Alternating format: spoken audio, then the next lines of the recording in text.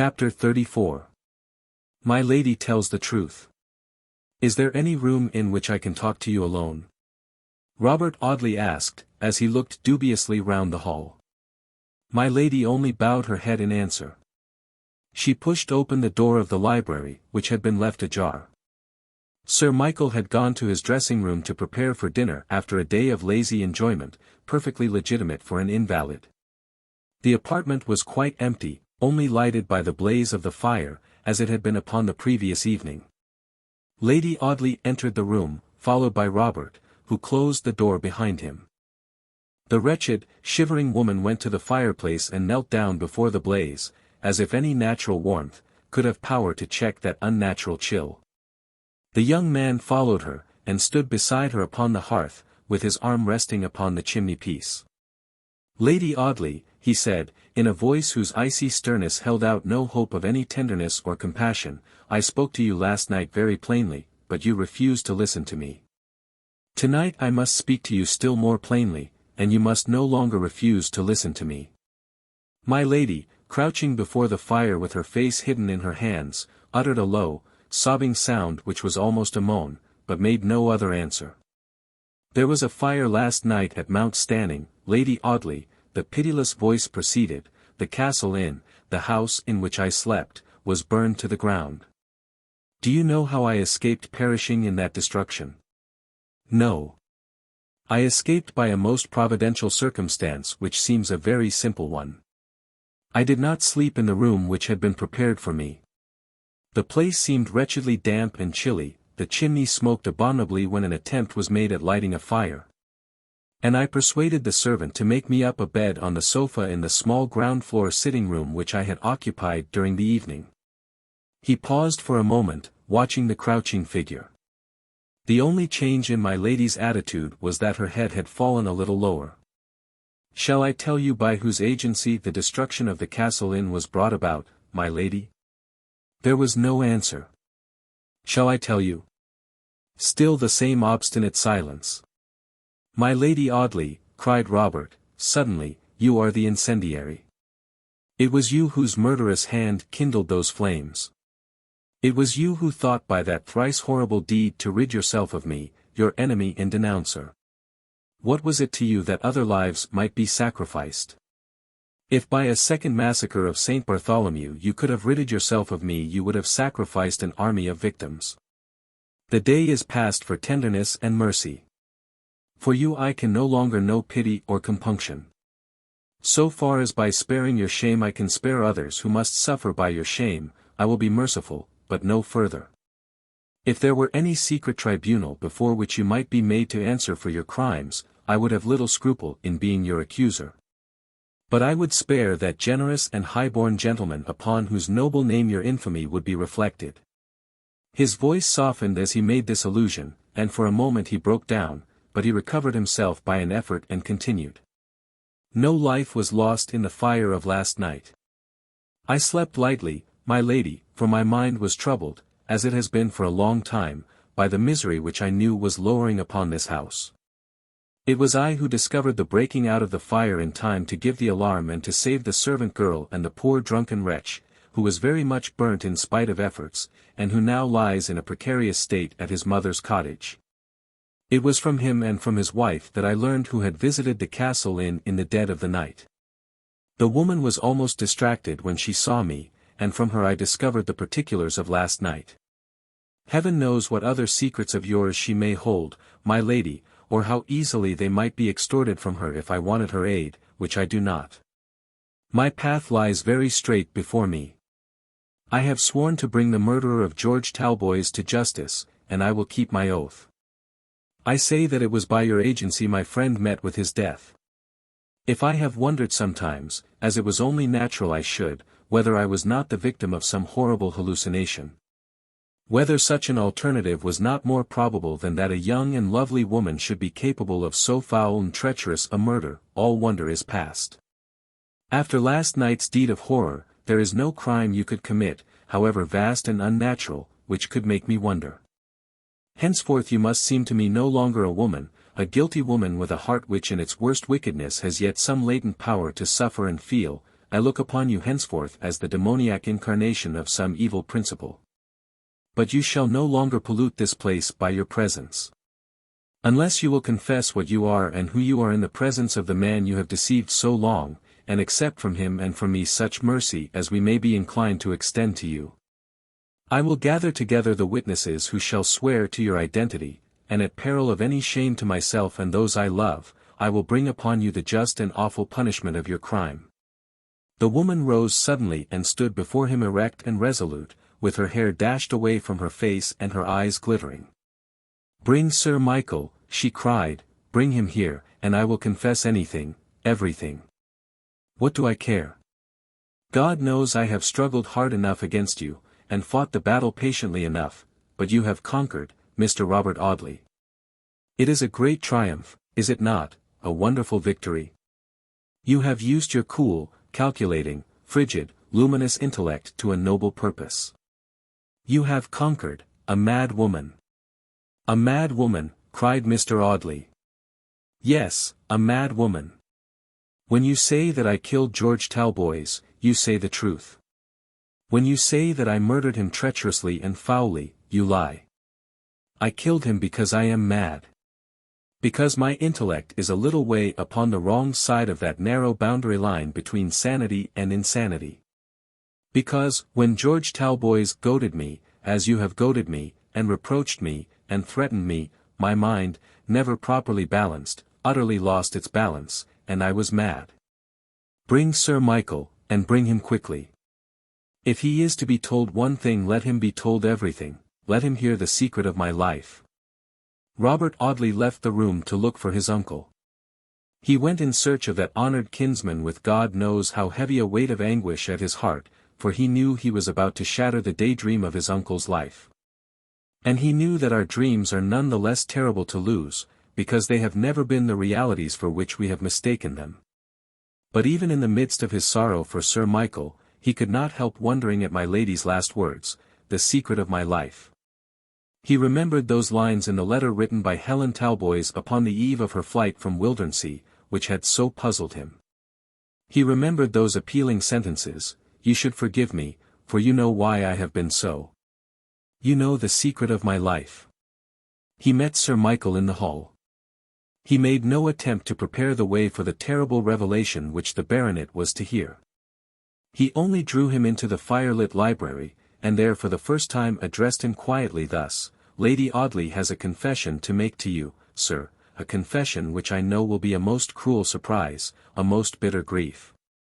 But it is necessary for your present honor, and for your future peace, that you should hear it.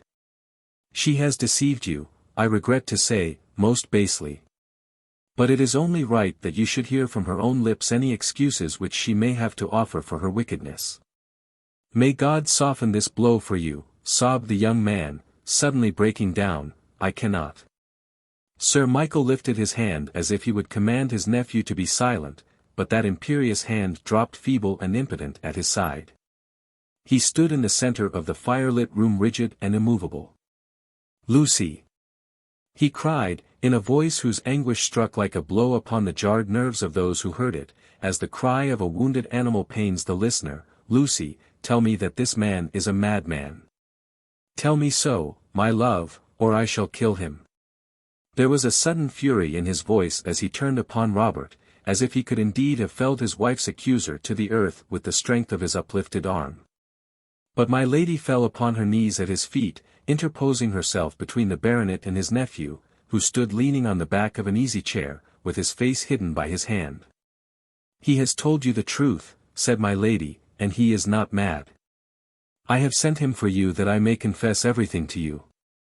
I should be sorry for you if I could, for you have been very, very good to me, much better to me than I ever deserved, but I can't, I can feel nothing but my own misery. I told you long ago that I was selfish, I am selfish still, more selfish than ever in my misery. Happy, prosperous people may feel for others. I laugh at other people's sufferings, they seem so small compared to my own." When first my lady had fallen on her knees, Sir Michael had attempted to raise her, and had remonstrated with her. But as she spoke he dropped into a chair close to the spot upon which she knelt, and with his hands clasped together, and with his head bent to catch every syllable of those horrible words. He listened as if his whole being had been resolved into that one sense of hearing. I must tell you the story of my life, in order to tell you why I have become the miserable wretch who has no better hope than to be allowed to run away and hide in some desolate corner of the earth. I must tell you the story of my life, repeated my lady, but you need not fear that I shall dwell long upon it. It has not been so pleasant to me that I should wish to remember it. When I was a very little child I remember asking a question which it was natural enough that I should ask, God help me. I asked where my mother was. I had a faint remembrance of a face, like what my own is now, looking at me when I was very little better than a baby, but I had missed the face suddenly, and had never seen it since. They told me that mother was away. I was not happy, for the woman who had charge of me was a disagreeable woman and the place in which we lived was a lonely place, a village upon the Hampshire coast, about 7 miles from Portsmouth. My father, who was in the Navy, only came now and then to see me, and I was left almost entirely to the charge of this woman, who was irregularly paid, and who vented her rage upon me when my father was behindhand in remitting her money. So you see that at a very early age I found out what it was to be poor. Perhaps it was more from being discontented with my dreary life than from any wonderful impulse of affection, that I asked very often the same question about my mother. I always received the same answer, she was away. When I asked where, I was told that that was a secret. When I grew old enough to understand the meaning of the word death, I asked if my mother was dead, and I was told, no, she was not dead. She was ill, and she was away. I asked how long she had been ill, and I was told that she had been so some years, ever since I was a baby. At last the secret came out. I worried my foster mother with the old question one day when the remittances had fallen very much in arrear, and her temper had been unusually tried. She flew into a passion, and told me that my mother was a mad woman, and that she was in a madhouse 40 miles away. She had scarcely said this when she repented, and told me that it was not the truth, and that I was not to believe it, or to say that she had told me such a thing. I discovered afterward that my father had made her promise most solemnly never to tell me the secret of my mother's fate. I brooded horribly upon the thought of my mother's madness. It haunted me by day and night. I was always picturing to myself this mad woman pacing up and down some prison cell, in a hideous garment that bound her tortured limbs. I had exaggerated ideas of the horror of her situation. I had no knowledge of the different degrees of madness, and the image that haunted me was that of a distraught and violent creature, who would fall upon me and kill me if I came within her reach. This idea grew upon me until I used to awake in the dead of night, screaming aloud in an agony of terror, from a dream in which I had felt my mother's icy grasp upon my throat and heard her ravings in my ear. When I was 10 years old my father came to pay up the arrears due to my protectress, and to take me to school. He had left me in Hampshire longer than he had intended, from his inability to pay this money. So there again I felt the bitterness of poverty, and ran the risk of growing up an ignorant creature among coarse rustic children, because my father was poor. My lady paused for a moment, but only to take breath, for she had spoken rapidly, as if eager to tell this hated story, and to have done with it. She was still on her knees, but Sir Michael made no effort to raise her. He sat silent and immovable. What was this story that he was listening to? Whose was it, and to what was it to lead? It could not be his wife's. He had heard her simple account of her youth, and had believed it as he had believed in the gospel. She had told him a very brief story of an early orphanage and a long, quiet, colorless youth spent in the conventional seclusion of an English boarding school. My father came at last, and I told him what I had discovered. He was very much affected when I spoke of my mother. He was not what the world generally calls a good man, but I learned afterward that he had loved his wife very dearly, and that he would have willingly sacrificed his life to her, and constituted himself her guardian. Had he not been compelled to earn the daily bread of the mad woman and her child by the exercise of his profession. So here again I beheld what a bitter thing it is to be poor. My mother, who might have been tended by a devoted husband, was given over to the care of hired nurses. Before my father sent me to school at Torquay, he took me to see my mother. This visit served at least to dispel the idea which had so often terrified me. I saw no raving, straight-waistcoated maniac, guarded by zealous jailers, but a golden-haired, blue-eyed, girlish creature, who seemed as frivolous as a butterfly, and who skipped toward us with her yellow curls decorated with natural flowers, and saluted us with radiant smiles, and gay, ceaseless chatter. But she didn't know us. She would have spoken in the same manner to any stranger who had entered the gates of the garden about her prison house. Her madness was an hereditary disease transmitted to her from her mother, who had died mad. She, my mother, had been, or had appeared sane up to the hour of my birth, but from that hour her intellect had decayed, and she had become what I saw her. I went away with the knowledge of this, and with the knowledge that the only inheritance I had to expect from my mother was insanity. I went away with this knowledge in my mind, and with something more, a secret to keep. I was a child of 10 years only, but I felt all the weight of that burden. I was to keep the secret of my mother's madness, for it was a secret that might affect me injuriously in after life. I was to remember this. I did remember this. And it was, perhaps, this that made me selfish and heartless, for I suppose I am heartless. As I grew older I was told that I was pretty, beautiful, lovely, bewitching.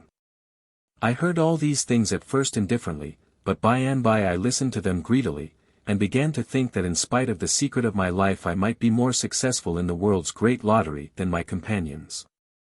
I had learnt that which in some indefinite manner or other every schoolgirl learns sooner or later. I learned that my ultimate fate in life depended upon my marriage, and I concluded that if I was indeed prettier than my schoolfellows, I ought to marry better than any one of them. I left school before I was 17 years of age, with this thought in my mind, and I went to live at the other extremity of England with my father, who had retired upon his half-pay, and had established himself at Wildernsea, with the idea that the place was cheap and select. The place was indeed select. I had not been there a month before I discovered that even the prettiest girl might wait a long time for a rich husband. I wished to hurry over this part of my life. I dare say I was very despicable. You and your nephew, Sir Michael, have been rich all your lives, and can very well afford to despise me, but I knew how far poverty can affect a life, and I looked forward with a sickening dread to a life so affected. At last the rich suitor, the wandering prince, came. She paused for a moment, and shuddered convulsively. It was impossible to see any of the changes in her countenance, for her face was obstinately bent toward the floor. Throughout her long confession she never lifted it, throughout her long confession her voice was never broken by a tear. What she had to tell she told in a cold, hard tone, very much the tone in which some criminal, dogged and sullen to the last, might have confessed to a jail chaplain. The wandering prince came, she repeated. He was called George Talboys. For the first time since his wife's confession had begun, Sir Michael Audley started. He began to understand it all now. A crowd of unheeded words and forgotten circumstances that had seemed too insignificant for remark or recollection, flashed back upon him as vividly as if they had been the leading incidents of his past life. Mr. George Talboys was a cornet in a dragoon regiment. He was the only son of a rich country gentleman. He fell in love with me, and married me 3 months after my 17th birthday. I think I loved him as much as it was in my power to love anybody, not more than I have loved you, Sir Michael, not so much, for when you married me you elevated me to a position that he could never have given me. The dream was broken. Sir Michael Audley remembered that summer's evening, nearly 2 years ago, when he had first declared his love for Mr. Dawson's governess. He remembered the sick, half-shuddering sensation of regret and disappointment that had come over him then, and he felt as if it had in some manner dimly foreshadowed the agony of tonight. But I do not believe that even in his misery he felt that entire and unmitigated surprise. That utter revulsion of feeling that is felt when a good woman wanders away from herself and becomes the lost creature whom her husband is bound in honor to abjure. I do not believe that Sir Michael Audley had ever really believed in his wife. He had loved her and admired her, he had been bewitched by her beauty and bewildered by her charms. But that sense of something wanting, that vague feeling of loss and disappointment which had come upon him on the summer's night of his betrothal had been with him more or less distinctly ever since.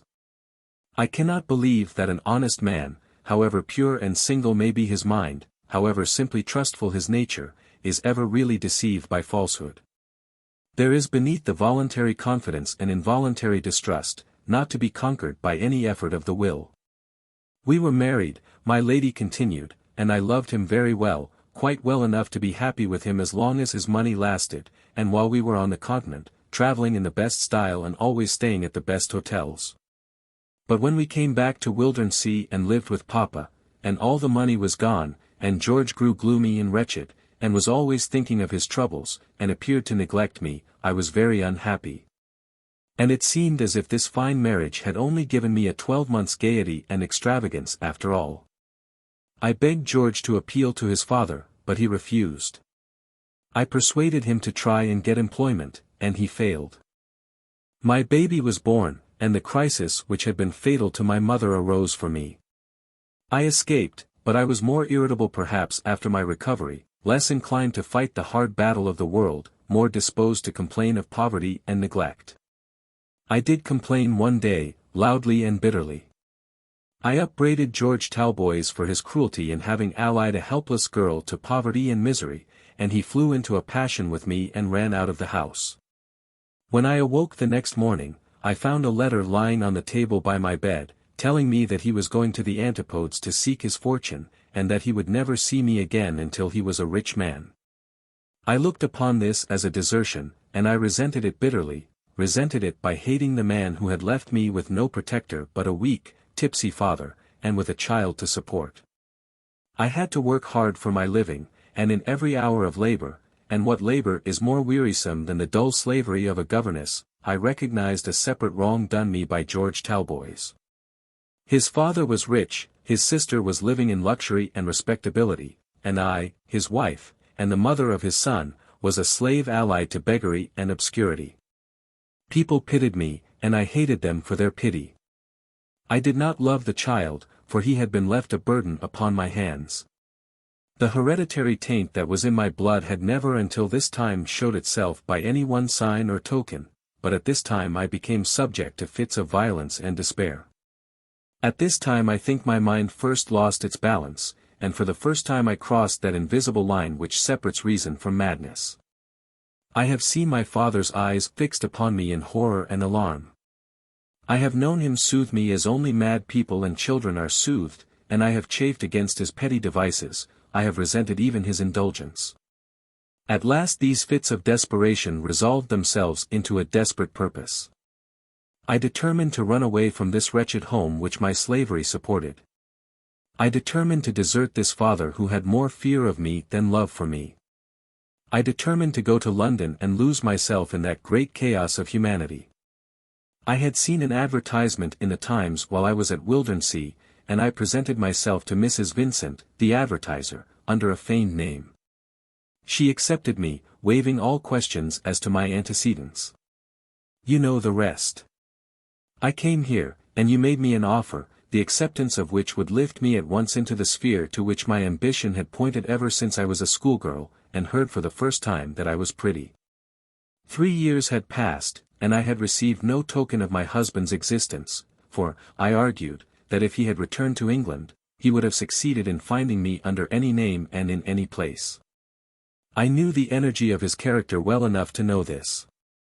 I said, I have a right to think that he is dead, or that he wishes me to believe him dead, and his shadow shall not stand between me and prosperity.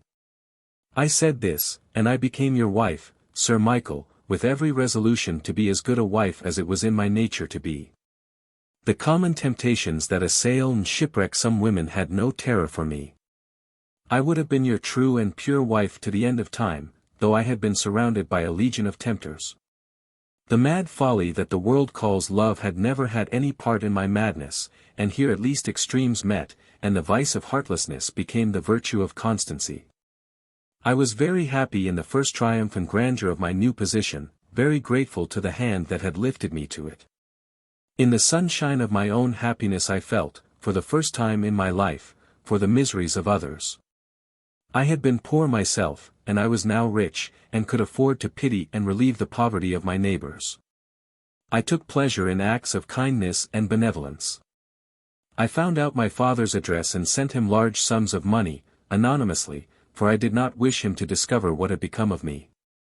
I availed myself to the full of the privilege your generosity afforded me. I dispensed happiness on every side. I saw myself loved as well as admired, and I think I might have been a good woman for the rest of my life, if fate would have allowed me to be so. I believe that at this time my mind regained its just balance. I had watched myself very closely since leaving Wildernsea. I had held a check upon myself. I had often wondered while sitting in the surgeon's quiet family circle whether any suspicion of that invisible, hereditary taint had ever occurred to Mr. Dawson. Fate would not suffer me to be good. My destiny compelled me to be a wretch. Within a month of my marriage, I read in one of the Essex papers of the return of a certain Mr. Talboys, a fortunate gold seeker, from Australia. The ship had sailed at the time I read the paragraph. What was to be done? I said just now that I knew the energy of George's character. I knew that the man who had gone to the Antipodes and won a fortune for his wife would leave no stone unturned in his efforts to find her. It was hopeless to think of hiding myself from him. Unless he could be induced to believe that I was dead, he would never cease in his search for me. My brain was dazed as I thought of my peril. Again the balance trembled, again the invisible boundary was passed, again I was mad. I went down to Southampton and found my father, who was living there with my child. You remember how Mrs. Vincent's name was used as an excuse for this hurried journey, and how it was contrived I should go with no other escort than Phoebe Marks, whom I left at the hotel while I went to my father's house. I confided to my father the whole secret of my peril. He was not very much shocked at what I had done, for poverty had perhaps blunted his sense of honor and principle. He was not very much shocked, but he was frightened, and he promised to do all in his power to assist me in my horrible emergency. He had received a letter addressed to me at Wildernsea, by George, and forwarded from there to my father. This letter had been written within a few days of the sailing of the Argus, and it announced the probable date of the ship's arrival at Liverpool. This letter gave us, therefore, data upon which to act. We decided at once upon the first step. This was that on the date of the probable arrival of the Argus, or a few days later, an advertisement of my death should be inserted in the Times. But almost immediately after deciding upon this, we saw that there were fearful difficulties in the carrying out of such a simple plan. The date of the death, and the place in which I died, must be announced, as well as the death itself. George would immediately hurry to that place, however distant it might be, however comparatively inaccessible, and the shallow falsehood would be discovered. I knew enough of his sanguine temperament, his courage and determination, his readiness to hope against hope, to know that unless he saw the grave in which I was buried, and the register of my death, he would never believe that I was lost to him. My father was utterly dumbfounded and helpless. He could only shed childish tears of despair and terror. He was of no use to me in this crisis. I was hopeless of any issue out of my difficulties. I began to think that I must trust to the chapter of accidents, and hope that among other obscure corners of the earth, Audley Court might be undreamt of by my husband. I sat with my father, drinking tea with him in his miserable hovel, and playing with the child, who was pleased with my dress and jewels, but quite unconscious that I was anything but a stranger to him.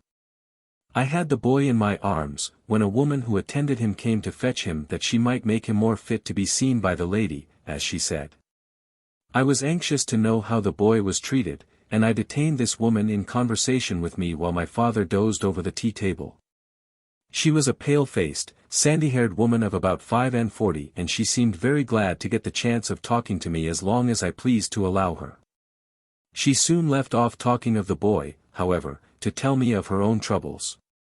She was in very great trouble, she told me. Her eldest daughter had been obliged to leave her situation from ill health. In fact, the doctor said the girl was in a decline. And it was a hard thing for a poor widow who had seen better days to have a sick daughter to support, as well as a family of young children. I let the woman run on for a long time in this manner, telling me the girl's ailments, and the girl's age, and the girl's doctor's stuff, and piety, and sufferings, and a great deal more. But I neither listened to her nor heeded her. I heard her, but only in a far-away manner, as I heard the traffic in the street, or the ripple of the stream at the bottom of it. What were this woman's troubles to me? I had miseries of my own, and worse miseries than her coarse nature could ever have to endure. These sort of people always had sick husbands or sick children, and expected to be helped in their illness by the rich. It was nothing out of the common. I was thinking this, and I was just going to dismiss the woman with a sovereign for her sick daughter, when an idea flashed upon me with such painful suddenness that it sent the blood surging up to my brain, and set my heart beating. As it only beats when I am mad. I asked the woman her name. She was a Mrs. Plowson, and she kept a small general shop, she said, and only ran in now and then to look after Georgie, and to see that the little maid-of-all-work took care of him. Her daughter's name was Matilda. I asked her several questions about this girl Matilda, and I ascertained that she was 24, that she had always been consumptive, and that she was now, as the doctor said, going off in a rapid decline. He had declared that she could not last much more than a fortnight. It was in 3 weeks that the ship that carried George Talboys was expected to anchor in the Mersey. I need not dwell upon this business. I visited the sick girl. She was fair and slender. Her description, carelessly given, might tally nearly enough with my own, though she bore no shadow of resemblance to me, except in these 2 particulars. I was received by the girl as a rich lady who wished to do her a service. I bought the mother, who was poor and greedy, and who for a gift of money, more money than she had ever before received, consented to submit to anything I wished. Upon the 2nd day after my introduction to this Mrs. Plowson, my father went over to Ventnor, and hired lodgings for his invalid daughter and her little boy. Early the next morning he carried over the dying girl and Georgie, who had been bribed to call her mamma. She entered the house as Mrs. Talboys. She was attended by a Ventnor medical man as Mrs. Talboys. She died, and her death and burial were registered in that name. The advertisement was inserted in the Times, and upon the 2nd day after its insertion George Talboys visited Ventnor, and ordered the tombstone which at this hour records the death of his wife, Helen Talboys. Sir Michael Audley rose slowly, and with a stiff, constrained action, as if every physical sense had been benumbed by that one sense of misery. "I cannot hear any more," he said, in a hoarse whisper. "If there is anything more to be told I cannot hear it. Robert, it is you who have brought about this discovery, as I understand. I want to know nothing more. Will you take upon yourself the duty of providing for the safety and comfort of this lady whom I have thought my wife? I need not ask you to remember in all you do, that I have loved her very dearly and truly. I cannot say farewell to her. I will not say it until I can think of her without bitterness, until I can pity her, as I now pray that God may pity her this night." Sir Michael walked slowly from the room. He did not trust himself to look at that crouching figure. He did not wish to see the creature whom he had cherished. He went straight to his dressing-room, rung for his valet, and ordered him to pack a portmanteau, and make all necessary arrangements for accompanying his master by the last up train. Chapter 35. The hush that succeeds the tempest.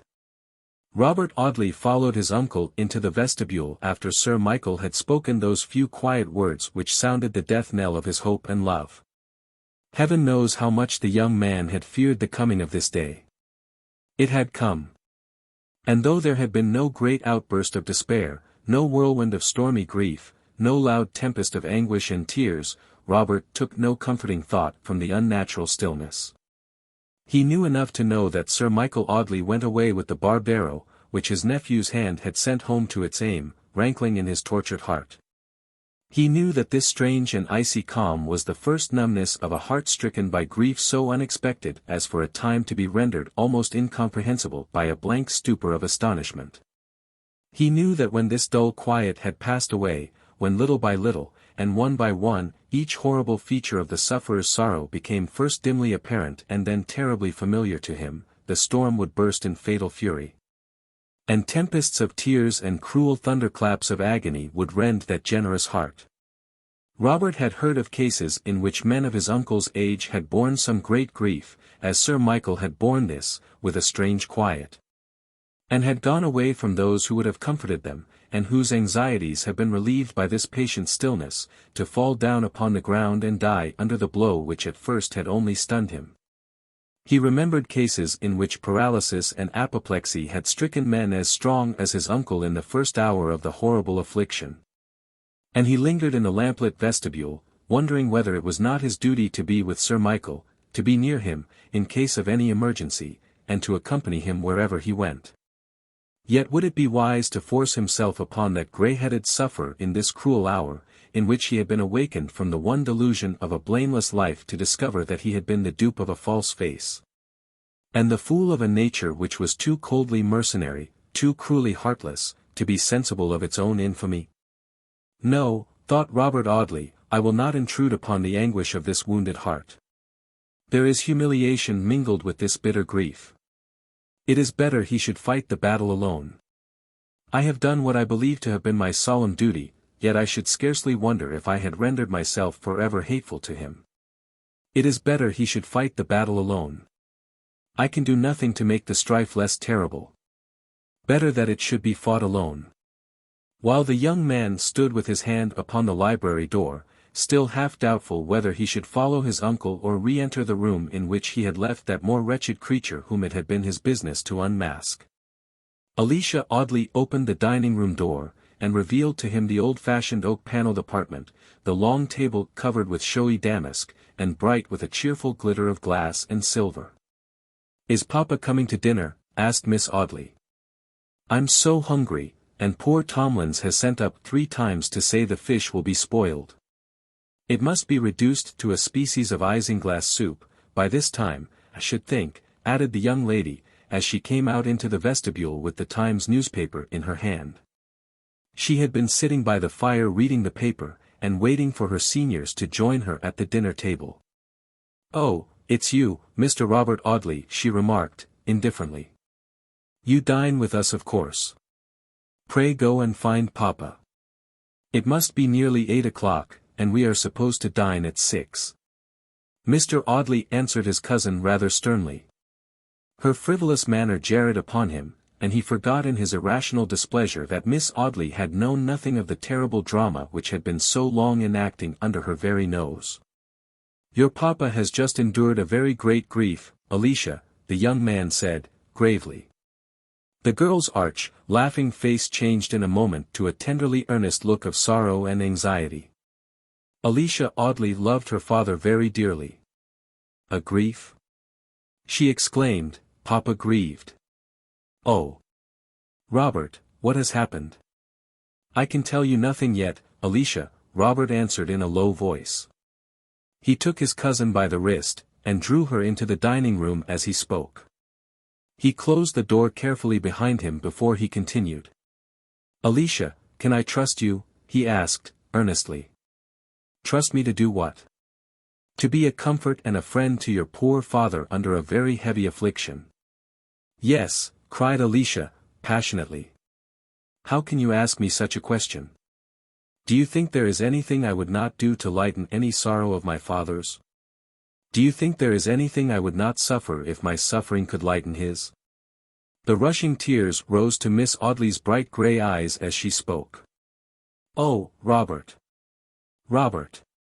Could you think so badly of me as to think I would not try to be a comfort to my father in his grief?" she said, reproachfully.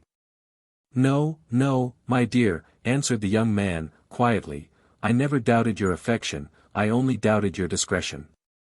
May I rely upon that?" "You may, Robert," said Alicia, resolutely. "Very well, then, my dear girl, I will trust you. Your father is going to leave the court, for a time at least. The grief which he has just endured, a sudden and unlooked-for sorrow, remember, has no doubt made this place hateful to him. He is going away, but he must not go alone, must he, Alicia?" "Alone? No. No. But I suppose my lady Lady Audley will not go with him, said Robert, gravely. He is about to separate himself from her. For a time. No, forever.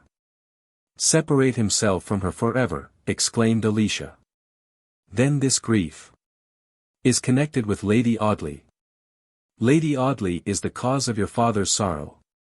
Alicia's face, which had been pale before, flushed crimson.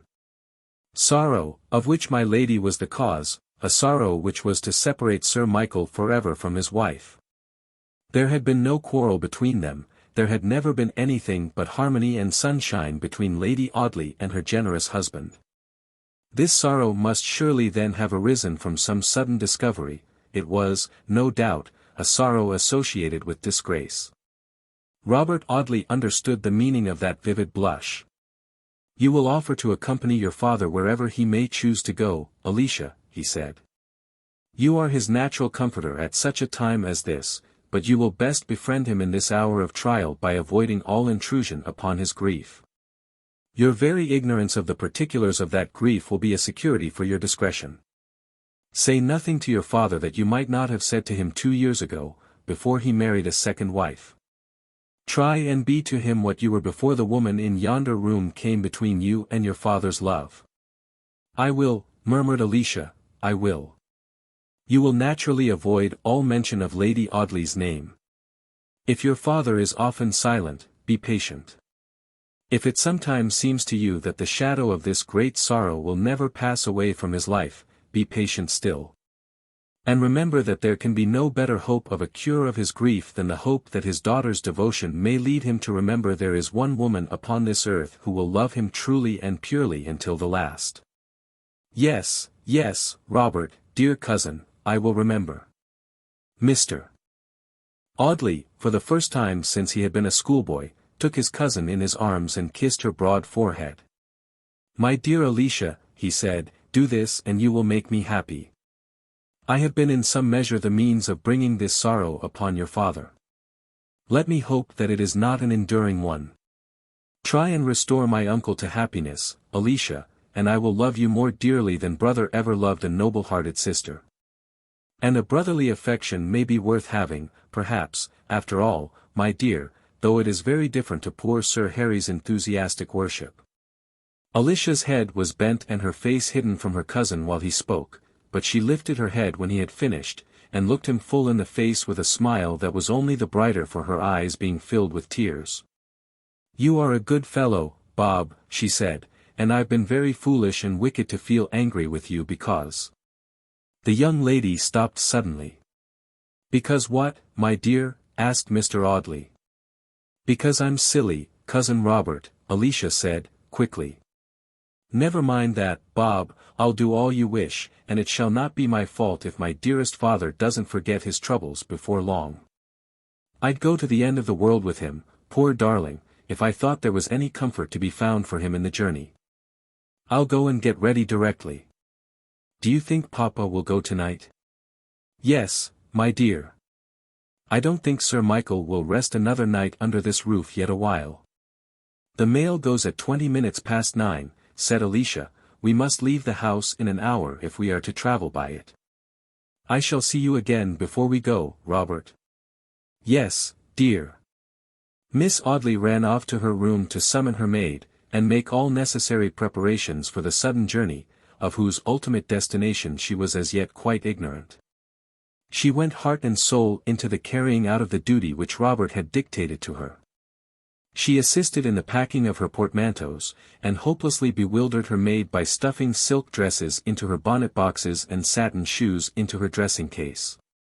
She roamed about her rooms, gathering together drawing materials, music books, needlework, hairbrushes, jewelry, and perfume bottles, very much as she might have done had she been about to sail for some savage country, devoid of all civilized resources. She was thinking all the time of her father's unknown grief, and perhaps a little of the serious face and earnest voice which had that night revealed her cousin Robert to her in a new character. Mr. Audley went upstairs after his cousin, and found his way to Sir Michael's dressing-room. He knocked at the door and listened, heaven knows how anxiously, for the expected answer. There was a moment's pause, during which the young man's heart beat loud and fast, and then the door was opened by the baronet himself. Robert saw that his uncle's valet was already hard at work preparing for his master's hurried journey. Sir Michael came out into the corridor. "Have you anything more to say to me, Robert?" he asked, quietly. "I only came to ascertain if I could assist in any of your arrangements." "You go to London by the mail?" "Yes." "Have you any idea of where you will stay?" "Yes, I shall stop at the Clarendon, I am known there." "Is that all you have to say?" "Yes, except that Alicia will accompany you." "Alicia? She could not very well stay here, you know, just now. It would be best for her to leave the court until—" "Yes, yes, I understand," interrupted the baronet, "but is there nowhere else that she could go? Must she be with me?" "She could go nowhere else so immediately, and she would not be happy anywhere else." "Let her come, then," said Sir Michael, "let her come." He spoke in a strange, subdued voice, and with an apparent effort, as if it were painful to him to have to speak at all. As if all this ordinary business of life were a cruel torture to him, and jarred so much upon his grief as to be almost worse to bear than that grief itself. "Very well, my dear uncle, then all is arranged. Alicia will be ready to start at 9 o'clock. Very good, muttered the baronet, let her come if she pleases, poor child, let her come. He sighed heavily as he spoke in that half-pitying tone of his daughter. He was thinking how comparatively indifferent he had been toward that only child for the sake of the woman now shut in the fire-lit room below. "I shall see you again before you go, sir," said Robert. "I will leave you till then." "Stay," said Sir Michael, suddenly, "have you told Alicia?" "I have told her nothing, except that you are about to leave the court for some time." "You are very good, my boy, you are very good," the baronet murmured in a broken voice. He stretched out his hand. His nephew took it in both his own, and pressed it to his lips. "Oh, sir! How can I ever forgive myself," he said, "how can I ever cease to hate myself for having brought this grief upon you?" "No, no, Robert, you did right. I wish that God had been so merciful to me as to take my miserable life before this night, but you did right." Sir Michael re-entered his dressing-room, and Robert slowly returned to the vestibule. He paused upon the threshold of that chamber in which he had left Lucy, Lady Audley, otherwise Helen Talboys, the wife of his lost friend. She was lying upon the floor, upon the very spot in which she had crouched at her husband's feet telling her guilty story. Whether she was in a swoon, or whether she lay there in the utter helplessness of her misery, Robert scarcely cared to know. He went out into the vestibule, and sent one of the servants to look for her maid, the smart, beribboned damsel who was loud in wonder and consternation at the sight of her mistress. "Lady Audley is very ill," he said. "Take her to her room and see that she does not leave it tonight. You will be good enough to remain near her, but do not either talk to her or suffer her to excite herself by talking." My lady had not fainted. She allowed the girl to assist her, and rose from the ground upon which she had grovelled. Her golden hair fell in loose, dishevelled masses about her ivory throat and shoulders, her face and lips were colourless, her eyes terrible in their unnatural light. "Take me away," she said, "and let me sleep. Let me sleep, for my brain is on fire." As she was leaving the room with her maid, she turned and looked at Robert. "Is Sir Michael gone?" she asked. "He will leave in half an hour." There were no lives lost in the fire at Mount Stanning? None. I am glad of that. The landlord of the house, Marks, was very terribly burned, and lies in a precarious state at his mother's cottage, but he may recover. I am glad of that. I am glad no life was lost. Good night, Mr. Audley. I shall ask to see you for half an hour's conversation in the course of tomorrow, my lady. Whenever you please. Good night. Good night. She went away quietly leaning upon her maid's shoulder, and leaving Robert with a sense of strange bewilderment that was very painful to him.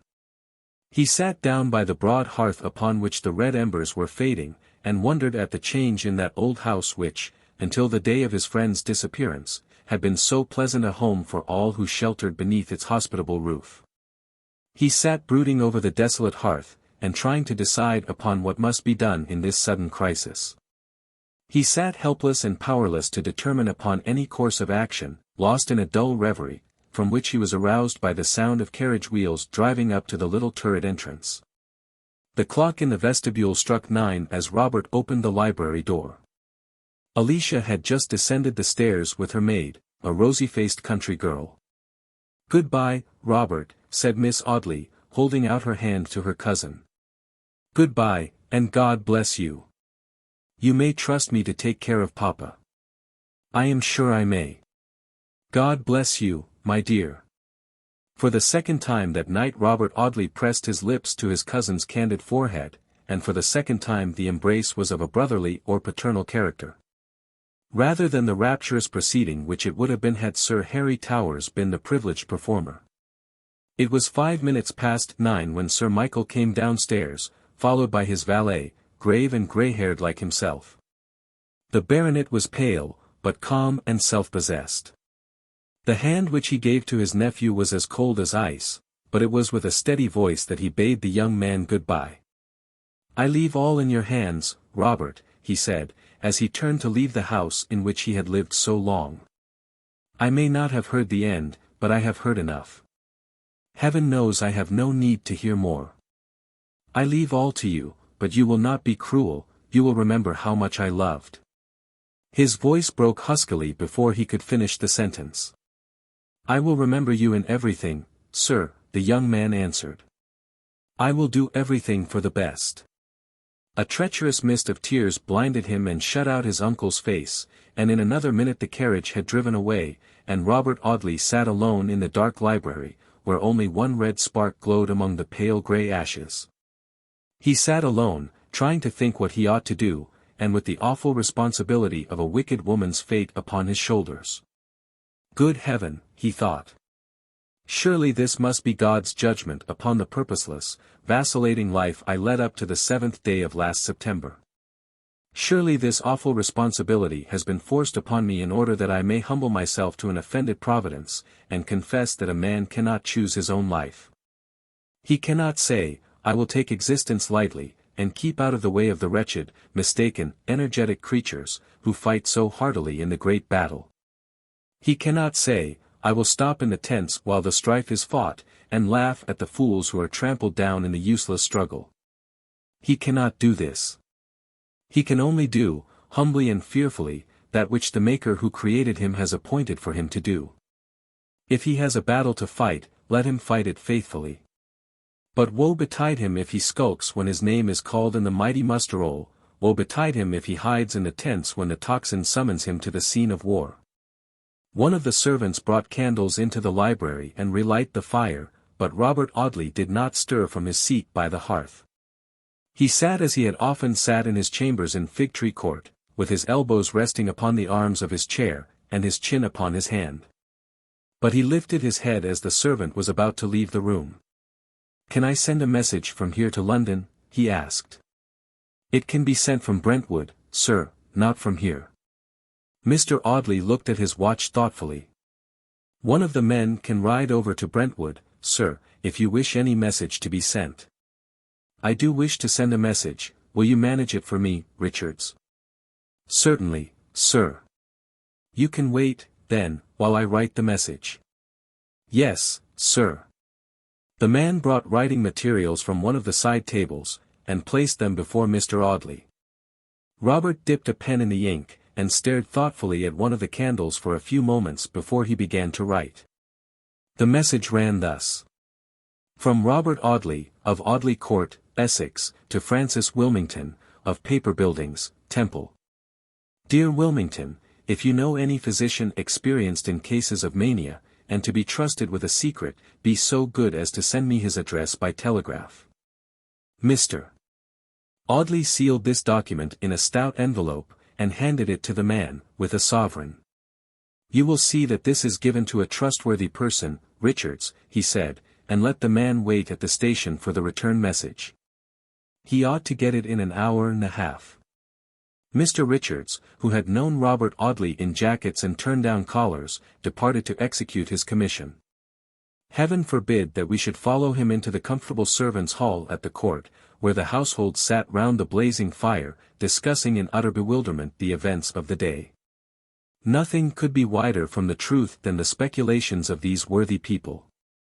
What clue had they to the mystery of that firelit room in which a guilty woman had knelt at their master's feet to tell the story of her sinful life?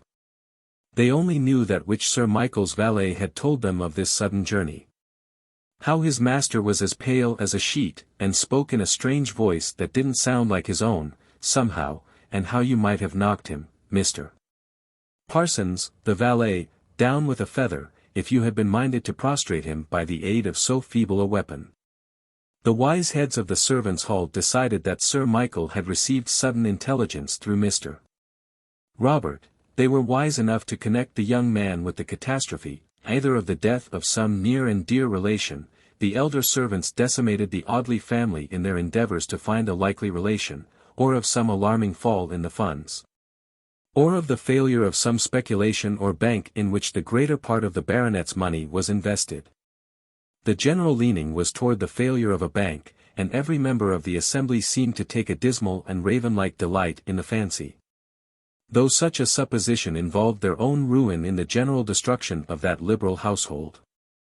Robert sat by the dreary hearth, which seemed dreary even now when the blaze of a great wood fire roared in the wide chimney, and listened to the low wail of the March wind moaning round the house and lifting the shivering ivy from the walls it sheltered. He was tired and worn out, for remember that he had been awakened from his sleep at 2 o'clock that morning by the hot breath of blazing timber and the sharp crackling of burning woodwork. But for his presence of mind and cool decision, Mr. Luke Marks would have died a dreadful death. He still bore the traces of the night's peril, for the dark hair had been singed upon one side of his forehead, and his left hand was red and inflamed, from the effect of the scorching atmosphere out of which he had dragged the landlord of the Castle Inn.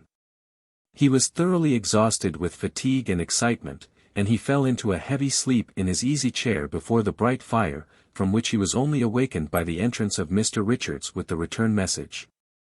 This return message was very brief.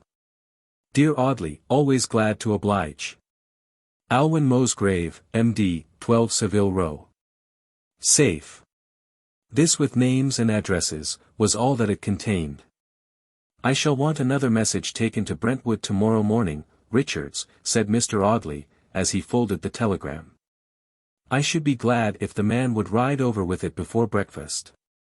He shall have half a sovereign for his trouble. Mr. Richards bowed. Thank you, sir, not necessary, sir, but as you please, of course, sir, he murmured. At what hour might you wish the man to go? Mr. Audley might wish the man to go as early as he could, so it was decided that he should go at 6. My room is ready, I suppose, Richards, said Robert. Yes, sir, your old room. Very good. I shall go to bed at once. Bring me a glass of brandy and water as hot as you can make it, and wait for the telegram. This second message was only a very earnest request to Dr. Mosgrave to pay an immediate visit to Audley Court on a matter of serious moment. Having written this message, Mr. Audley felt that he had done all that he could do. He drank his brandy and water. He had actual need of the diluted alcohol, for he had been chilled to the bone by his adventures during the fire. He slowly sipped the pale golden liquid and thought of Clara Talboys, of that earnest girl whose brother's memory was now avenged, whose brother's destroyer was humiliated in the dust. Had she heard of the fire at the Castle Inn? How could she have done otherwise than hear of it in such a place as Mount Stanning? But had she heard that he had been in danger, and that he had distinguished himself by the rescue of a drunken boor? I fear that, even sitting by that desolate hearth, and beneath the roof whose noble was an exile from his own house, Robert Audley was weak enough to think of these things, weak enough to let his fancy wander away to the dismal fir trees under the cold March sky, and the dark brown eyes that were so like the eyes of his lost friend. Chapter 36. Dr. Mosgrave's Advice. My lady slept. Through that long winter night she slept soundly. Criminals have often so slept their last sleep upon earth. And have been found in the grey morning slumbering peacefully, by the jailer who came to wake them. The game had been played and lost. I do not think that my lady had thrown away a card, or missed the making of a trick which she might by any possibility have made, but her opponent's hand had been too powerful for her, and he had won. She looked upon herself as a species of state prisoner, who would have to be taken good care of. A second Iron Mask, who must be provided for in some comfortable place of confinement. She abandoned herself to a dull indifference. She had lived 100 lives within the space of the last few days of her existence, and she had worn out her capacity for suffering, for a time at least. She ate her breakfast, and took her morning bath, and emerged, with perfumed hair and in the most exquisitely careless of morning toilets, from her luxurious dressing-room. She looked at herself in the cheval-glass before she left the room. A long night's rest had brought back the delicate rose tints of her complexion, and the natural luster of her blue eyes. That unnatural light which had burned so fearfully the day before had gone, and my lady smiled triumphantly as she contemplated the reflection of her beauty.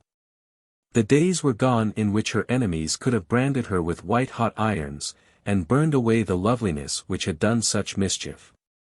Whatever they did to her they must leave her her beauty, she thought.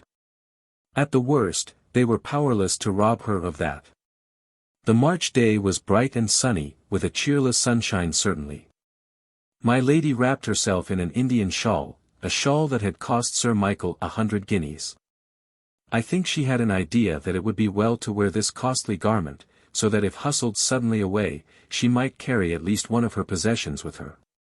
Remember how much she had periled for a fine house and gorgeous furniture, for carriages and horses, jewels and laces, and do not wonder if she clings with a desperate tenacity to gauds and gewgaws, in the hour of her despair. If she had been Judas, she would have held to her 30 pieces of silver to the last moment of her shameful life. Mr. Robert Audley breakfasted in the library. He sat long over his solitary cup of tea, smoking his meerschaum pipe, and meditating darkly upon the task that lay before him. I will appeal to the experience of this Dr. Mosgrave, he thought. Physicians and lawyers are the confessors of this prosaic 19th century. Surely, he will be able to help me.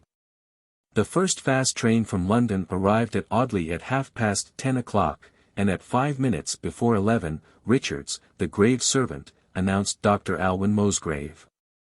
The physician from Savile Row was a tall man of about 50 years of age.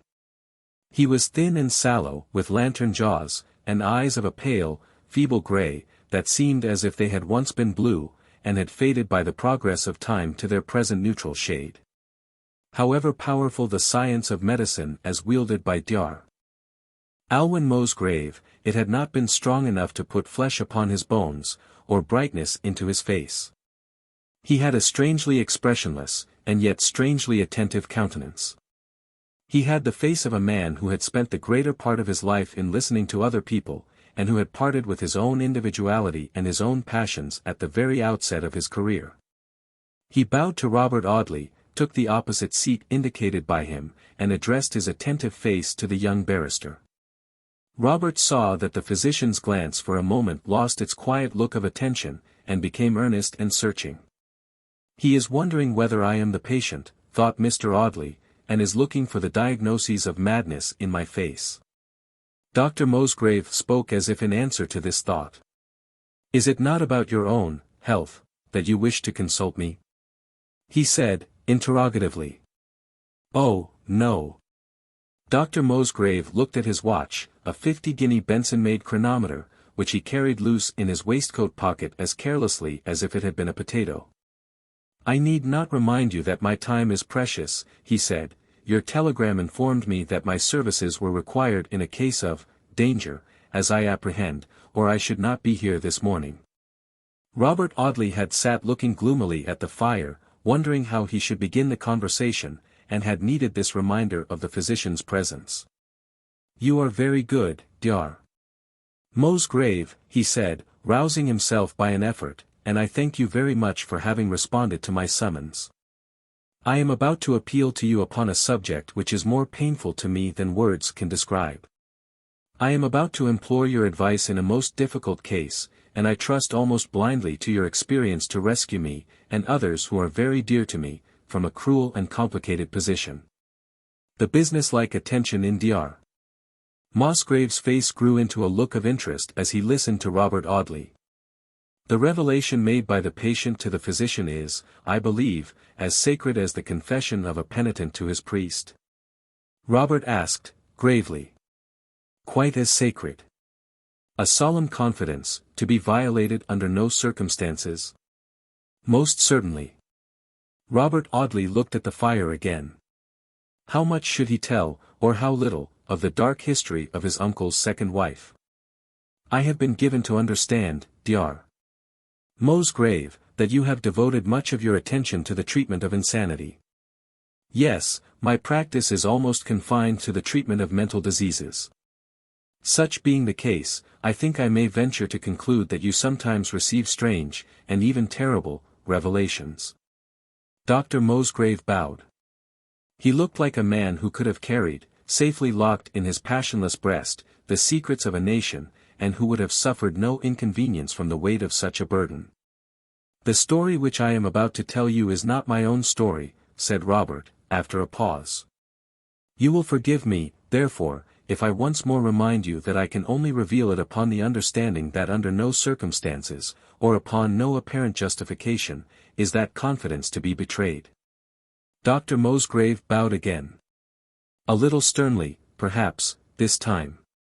I am all attention, Mr. Audley, he said coldly. Robert Audley drew his chair nearer to that of the physician, and in a low voice began the story which my lady had told upon her knees in that same chamber upon the previous night. Dr. Musgrave's listening face, turned always toward the speaker, betrayed no surprise at that strange revelation.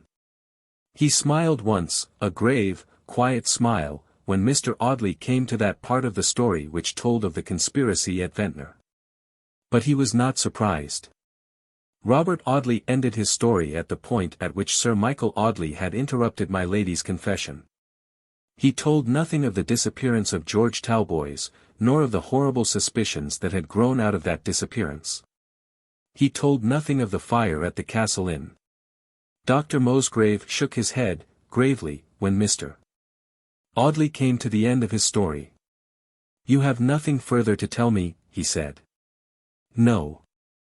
I do not think there is anything more that need be told, Robert answered, rather evasively. You would wish to prove that this lady is mad, and therefore irresponsible for her actions, Mr. Audley, said the physician. Robert Audley stared, wondering at the mad doctor. By what process had he so rapidly arrived at the young man's secret desire? Yes, I would rather, if possible, think her mad. I should be glad to find that excuse for her. And to save the esclandre of a chancery suit, I suppose, Mr. Audley, said Dr. Musgrave. Robert shuddered as he bowed in assent to this remark. It was something worse than a chancery suit that he dreaded with a horrible fear. It was a trial for murder that had so long haunted his dreams. How often he had awoke, in an agony of shame, from a vision of a crowded courthouse, and his uncle's wife in a criminal dock, hemmed in on every side by a sea of eager faces. I fear that I shall not be of any use to you, the physician said, quietly. I will see the lady, if you please, but I do not believe that she is mad. Why not? Because there is no evidence of madness in anything she has done. She ran away from her home, because her home was not a pleasant one, and she left in the hope of finding a better. There is no madness in that. She committed the crime of bigamy, because by that crime she obtained fortune and position. There is no madness there. When she found herself in a desperate position, she did not grow desperate. She employed intelligent means, and she carried out a conspiracy which required coolness and deliberation in its execution. There is no madness in that. But the traits of hereditary insanity may descend to the third generation, and appear in the lady's children, if she have any. Madness is not necessarily transmitted from mother to daughter. I should be glad to help you, if I could, Mr. Audley, but I do not think there is any proof of insanity in the story you have told me. I do not think any jury in England would accept the plea of insanity in such a case as this. The best thing you can do with this lady is to send her back to her first husband, if he will have her. Robert started at this sudden mention of his friend.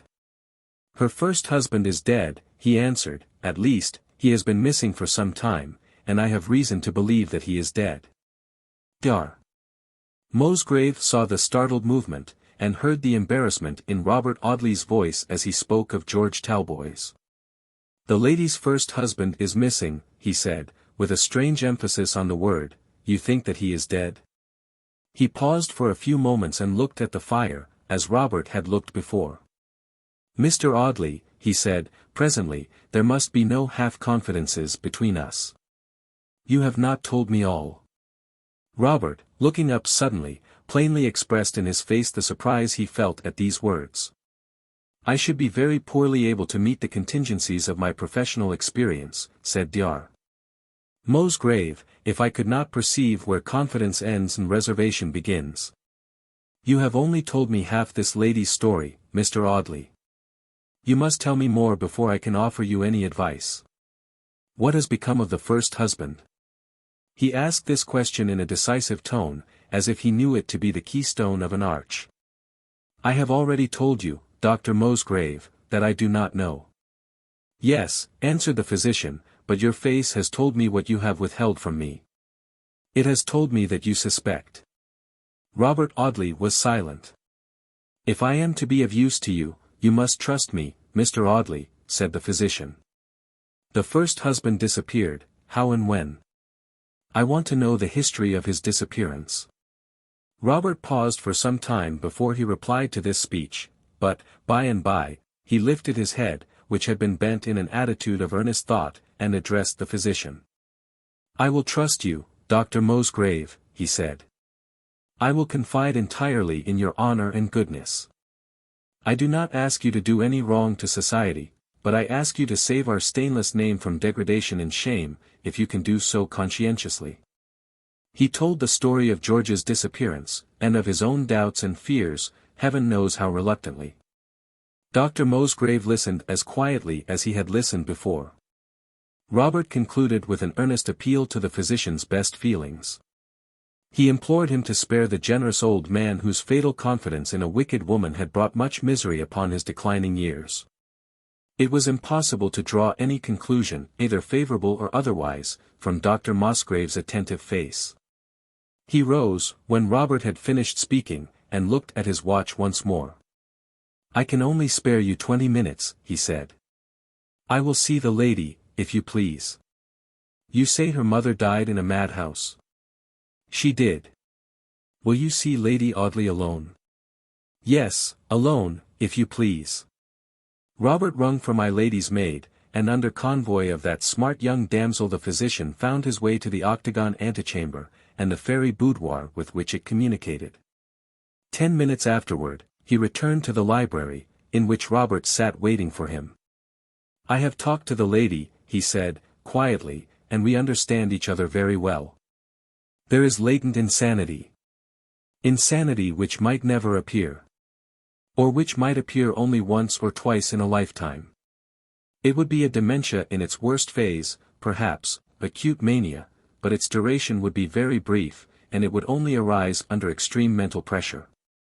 The lady is not mad. But she has the hereditary taint in her blood. She has the cunning of madness, with the prudence of intelligence. I will tell you what she is, Mr. Audley. She is dangerous. Dr. Musgrave walked up and down the room once or twice before he spoke again. I will not discuss the probabilities of the suspicion which distresses you, Mr. Audley, he said, presently, but I will tell you this much, I do not advise any esclandre.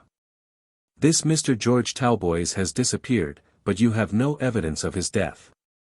If you could produce evidence of his death, you could produce no evidence against this lady, beyond the one fact that she had a powerful motive for getting rid of him. No jury in the United Kingdom would condemn her upon such evidence as that. Robert Audley interrupted Dr. Musgrave, hastily. I assure you, my dear sir, he said, that my greatest fear is the necessity of any exposure, any disgrace. Certainly, Mr. Audley, answered the physician, coolly, but you cannot expect me to assist you to condone one of the worst offences against society. If I saw adequate reason for believing that a murder had been committed by this woman, I should refuse to assist you in smuggling her away out of the reach of justice, although the honour of 100 noble families might be saved by my doing so. But I do not see adequate reason for your suspicions, and I will do my best to help you. Robert Audley grasped the physician's hands in both his own. I will thank you when I am better able to do so, he said, with emotion. I will thank you in my uncle's name as well as in my own. I have only 5 minutes more, and I have a letter to write, said Dr. Musgrave, smiling at the young man's energy. He seated himself at a writing table in the window, dipped his pen in the ink, and wrote rapidly for about 7 minutes. He had filled 3 sides of a sheet of notepaper, when he threw down his pen and folded his letter. He put this letter into an envelope, and delivered it, unsealed, to Robert Audley. The address which it bore was Monsieur Val, Villabrumius, Belgium. Mr. Audley looked rather doubtfully from this address to the doctor, who was putting on his gloves as deliberately as if his life had never known a more solemn purpose than the proper adjustment of them. That letter, he said, in answer to Robert Audley's inquiring look, is written to my friend Monsieur Val, the proprietor and medical superintendent of a very excellent maison de santé in the town of Villabrumius. We have known each other for many years, and he will no doubt willingly receive Lady Audley into his establishment, and charge himself with the full responsibility of her future life. It will not be a very eventful one. Robert Audley would have spoken, he would have once more expressed his gratitude for the help which had been given to him, but Dr. Musgrave checked him with an authoritative gesture. From the moment in which Lady Audley enters that house, he said, her life, so far as life is made up of action and variety, will be finished. Whatever secrets she may have will be secrets forever. Whatever crimes she may have committed she will be able to commit no more. If you were to dig a grave for her in the nearest churchyard and bury her alive in it, you could not more safely shut her from the world and all worldly associations. But as a physiologist and as an honest man, I believe you could do no better service to society than by doing this, for physiology is a lie if the woman I saw 10 minutes ago is a woman to be trusted at large. If she could have sprung at my throat and strangled me with her little hands, as I sat talking to her just now, she would have done it. She suspected your purpose, then. She knew it. You think I am mad like my mother, and you have come to question me, she said. You are watching for some sign of the dreadful taint in my blood. Good day to you, Mr. Audley, the physician added hurriedly, my time was up 10 minutes ago. It is as much as I shall do to catch the train. Chapter 37. Buried alive. Robert Audley sat alone in the library with the physician's letter upon the table before him, thinking of the work which was still to be done. The young barrister had constituted himself the denouncer of this wretched woman. He had been her judge, and he was now her jailer. Not until he had delivered the letter which lay before him to its proper address, not until he had given up his charge into the safekeeping of the foreign madhouse doctor. Not until then would the dreadful burden be removed from him and his duty done. He wrote a few lines to my lady, telling her that he was going to carry her away from Audley Court to a place from which she was not likely to return, and requesting her to lose no time in preparing for the journey. He wished to start that evening, if possible, he told her. Miss Susan Martin, the lady's maid, thought it a very hard thing to have to pack her mistress' trunks in such a hurry, but my lady assisted in the task. She toiled resolutely in directing and assisting her servant, who scented bankruptcy and ruin in all this packing up and hurrying away, and was therefore rather languid and indifferent in the discharge of her duties. And at 6 o'clock in the evening she sent her attendant to tell Mr. Audley that she was ready to depart as soon as he pleased. Robert had consulted a volume of Bradshaw, and had discovered that Villabrumius lay out of the track of all railway traffic, and was only approachable by diligence from Brussels.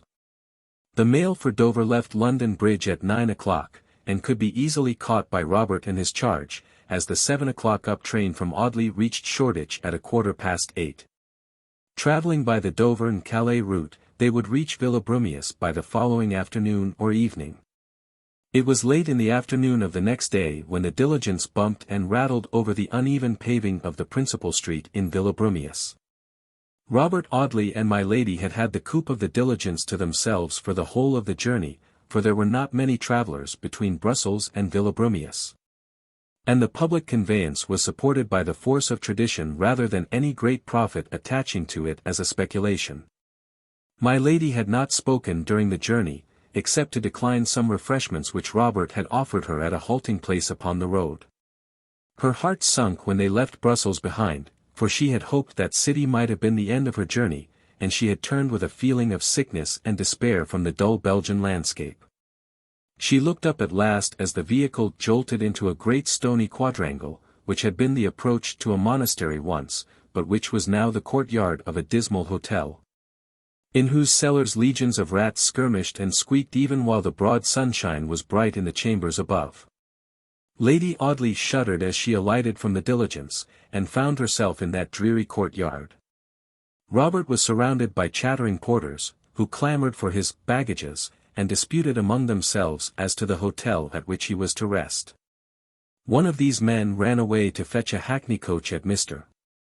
Audley's behest, and reappeared presently, urging on a pair of horses, which were so small as to suggest the idea that they had been made out of one ordinary-sized animal, with wild shrieks and whoops that had a demoniac sound in the darkness.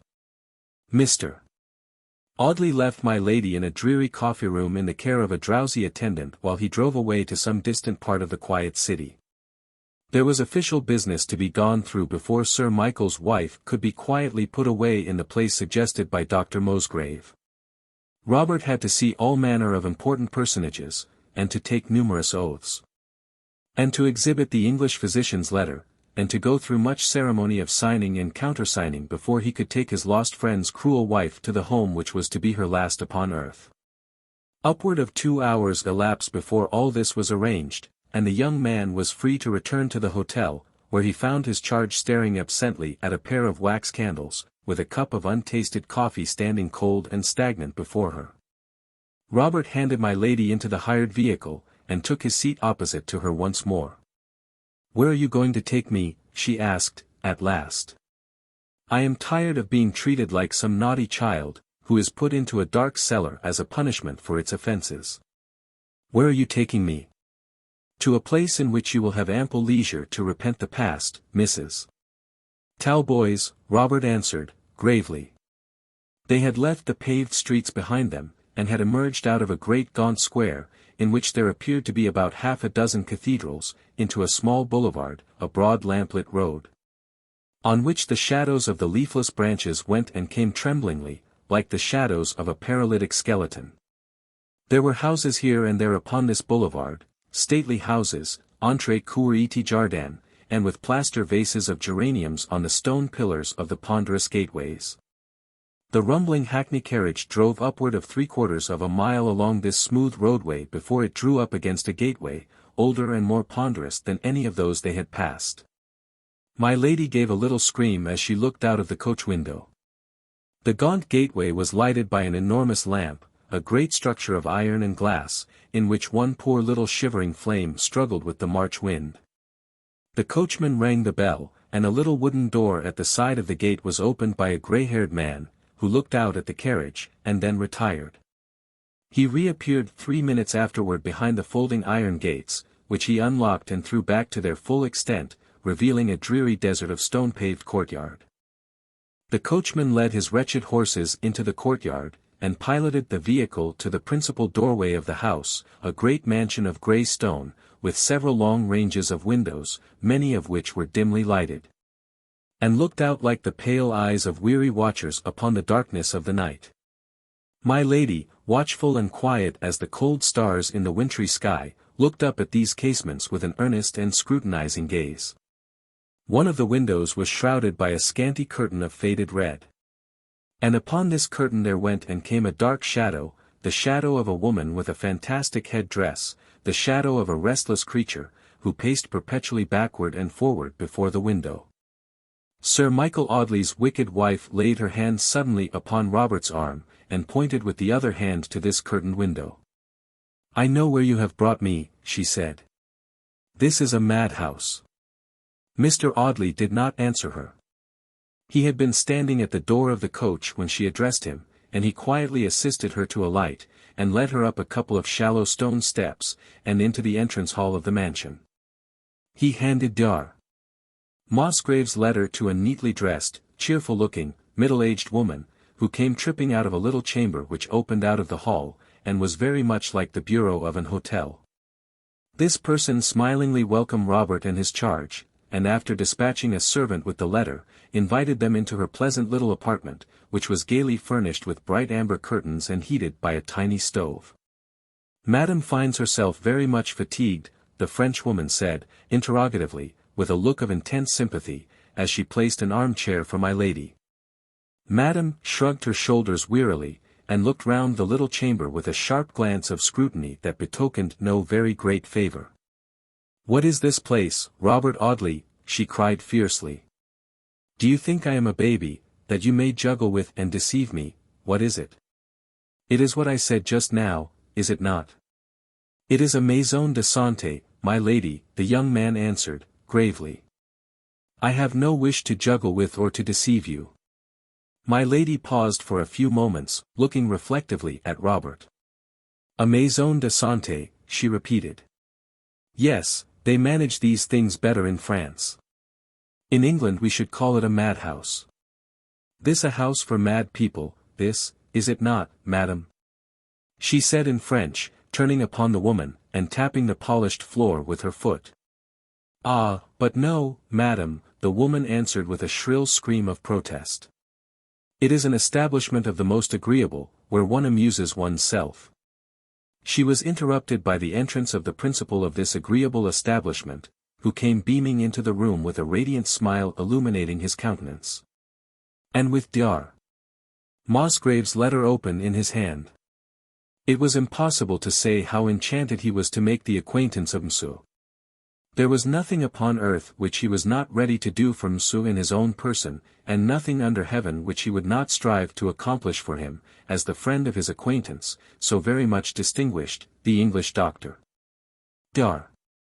Musgrave's letter had given him a brief synopsis of the case, he informed Robert, in an undertone, and he was quite prepared to undertake the care of the charming and very interesting madam. He rubbed his hands politely, and looked at Robert. Mr. Audley remembered, for the first time, that he had been recommended to introduce his wretched charge under a feigned name.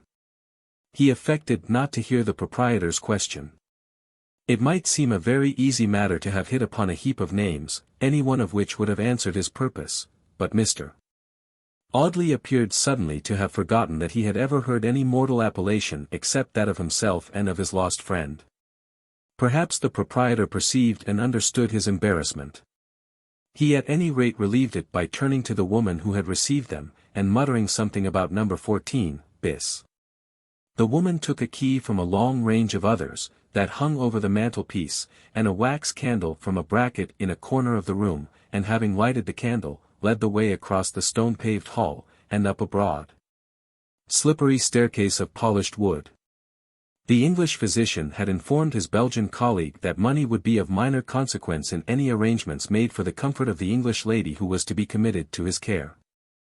Acting upon this hint, Monsieur Val opened the outer door of a stately suite of apartments, which included a lobby, paved with alternate diamonds of black and white marble, but of a dismal and cellar-like darkness. A saloon furnished with gloomy velvet draperies, and with a certain funereal splendor which is not peculiarly conducive to the elevation of the spirits. And a bedchamber, containing a bed so wondrously made, as to appear to have no opening whatever in its coverings, unless the counterpane had been split asunder with a penknife. My lady stared dismally round at the range of rooms, which looked dreary enough in the wan light of a single wax candle. This solitary flame, pale and ghost-like in itself, was multiplied by paler phantoms of its ghostliness, which glimmered everywhere about the rooms. In the shadowy depths of the polished floors and wainscot, or the window panes, in the looking-glasses, or in those great expanses of glimmering something which adorned the rooms, and which my lady mistook for costly mirrors, but which were in reality wretched mockeries of burnished tin. Amid all the faded splendor of shabby velvet, and tarnished gilding, and polished wood, the woman dropped into an armchair, and covered her face with her hands. The whiteness of them, and the starry light of diamonds trembling about them, glittered in the dimly lighted chamber. She sat silent, motionless, despairing, sullen, and angry, while Robert and the French doctor retired to an outer chamber, and talked together in undertones. Mr. Audley had very little to say that had not been already said for him, with a far better grace than he himself could have expressed it, by the English physician. He had, after great trouble of mind, hit upon the name of Taylor, as a safe and simple substitute for that other name, to which alone my lady had a right. He told the Frenchman that this Mrs. Taylor was distantly related to him, that she had inherited the seeds of madness from her mother, as indeed Dr. Musgrave had informed Monsieur Val, and that she had shown some fearful tokens of the lurking taint that was latent in her mind. But that she was not to be called mad. He begged that she might be treated with all tenderness and compassion, that she might receive all reasonable indulgences. But he impressed upon Monsieur Val, that under no circumstances was she to be permitted to leave the house and grounds without the protection of some reliable person, who should be answerable for her safe keeping. He had only one other point to urge, and that was, that Monsieur Val, who, as he had understood, was himself a Protestant, the doctor bowed, would make arrangements with some kind and benevolent Protestant clergyman, through whom spiritual advice and consolation might be secured for the invalid lady, who had a special need, Robert added, gravely, of such advantages. This, with all necessary arrangements as to pecuniary matters, which were to be settled from time to time between Mr. Audley and the doctor, unassisted by any agents whatever, was the extent of the conversation between the two men, and occupied about a quarter of an hour. My lady sat in the same attitude when they re-entered the bedchamber in which they had left her, with her ringed hands still clasped over her face. Robert bent over to whisper in her ear. "Your name is Madame Taylor here," he said. "I do not think you would wish to be known by your real name." She only shook her head in answer to him, and did not even remove her hands from over her face. "Madame will have an attendant entirely devoted to her service," said Monsieur Val. "Madame will have all her wishes obeyed, her reasonable wishes, but that goes without saying," Monsieur adds, with a quaint shrug. "Every effort will be made to render Madame's sojourn at Villebrumeus agreeable. The inmates dine together when it is wished. I dine with the inmates sometimes, my subordinate, a clever and a worthy man always. I reside with my wife and children in a little pavilion in the grounds, my subordinate resides in the establishment. Madame may rely upon our utmost efforts being exerted to ensure her comfort. Monsieur is saying a great deal more to the same effect, rubbing his hands and beaming radiantly upon Robert and his charge, when Madame rises suddenly, erect and furious, and dropping her jeweled fingers from before her face, tells him to hold his tongue. "Leave me alone with the man who has brought me here," she cried, between her set teeth. "Leave me." She points to the door with a sharp, imperious gesture, so rapid that the silken drapery about her arm makes a swooping sound as she lifts her hand. The sibilant French syllables hiss through her teeth as she utters them, and seem better fitted to her mood and to herself than the familiar English she has spoken hitherto. The French doctor shrugs his shoulders as he goes out into the lobby, and mutters something about a "beautiful devil," and a gesture worthy of the Mars. My lady walked with a rapid footstep to the door between the bedchamber and the saloon, closed it, and with the handle of the door still in her hand, turned and looked at Robert Audley. "You have brought me to my grave, Mr. Audley," she cried. "You have used your power basely and cruelly, and have brought me to a living grave." "I have done that which I thought just to others and merciful to you," Robert answered, quietly. "I should have been a traitor to society had I suffered you to remain at liberty after the disappearance of George Talboys and the fire at Castle Inn. I have brought you to a place in which you will be kindly treated by people who have no knowledge of your story, no power to taunt or to reproach you.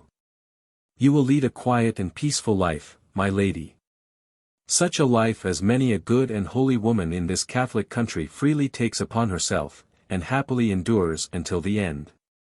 The solitude of your existence in this place will be no greater than that of a king's daughter, who, flying from the evil of the time, was glad to take shelter in a house as tranquil as this. Surely, it is a small atonement which I ask you to render for your sins, a light penance which I call upon you to perform. Live here and repent, nobody will assail you, nobody will torment you. I only say to you, repent. I cannot, cried my lady, pushing her hair fiercely from her white forehead, and fixing her dilated eyes upon Robert Audley, I cannot. Has my beauty brought me to this? Have I plotted and schemed to shield myself and laid awake in the long deadly nights, trembling to think of my dangers, for this? I had better have given up at once, since this was to be the end. I had better have yielded to the curse that was upon me, and given up when George Talboys first came back to England. She plucked at the feathery golden curls as if she would have torn them from her head. It had served her so little after all, that gloriously glittering hair, that beautiful nimbus of yellow light that had contrasted so exquisitely with the melting azure of her eyes. She hated herself and her beauty. I would laugh at you and defy you, if I dared, she cried, I would kill myself and defy you, if I dared. But I am a poor, pitiful coward, and have been so from the first. Afraid of my mother's horrible inheritance, afraid of poverty. Afraid of George Talboys, afraid of you. She was silent for a little while, but she held her place by the door, as if determined to detain Robert as long as it was her pleasure to do so. Do you know what I am thinking of? She said, presently. Do you know what I am thinking of, as I look at you in the dim light of this room? I am thinking of the day upon which George Talboys disappeared. Robert started as she mentioned the name of his lost friend. His face turned pale in the dusky light, and his breathing grew quicker and louder. He was standing opposite me, as you are standing now, continued my lady. You said that you would raze the old house to the ground. That you would root up every tree in the gardens to find your dead friend. You would have had no need to do so much. The body of George Talboys lies at the bottom of the old well, in the shrubbery beyond the lime walk. Robert Audley flung his hands and clasped them above his head, with one loud cry of horror. Oh, my God, he said, after a dreadful pause. Have all the ghastly things that I have thought prepared me so little for the ghastly truth, that it should come upon me like this at last? He came to me in the lime walk, resumed my lady, in the same hard, dogged tone as that in which she had confessed the wicked story of her life. I knew that he would come, and I had prepared myself, as well as I could, to meet him. I was determined to bribe him, to cajole him, to defy him, to do anything sooner than abandon the wealth and the position I had won, and go back to my old life. He came, and he reproached me for the conspiracy at Ventnor. He declared that so long as he lived he would never forgive me for the lie that had broken his heart. He told me that I had plucked his heart out of his breast and trampled upon it. And that he had now no heart in which to feel one sentiment of mercy for me. That he would have forgiven me any wrong upon earth, but that one deliberate and passionless wrong that I had done him. He said this and a great deal more, and he told me that no power on earth should turn him from his purpose, which was to take me to the man I had deceived, and make me tell my wicked story.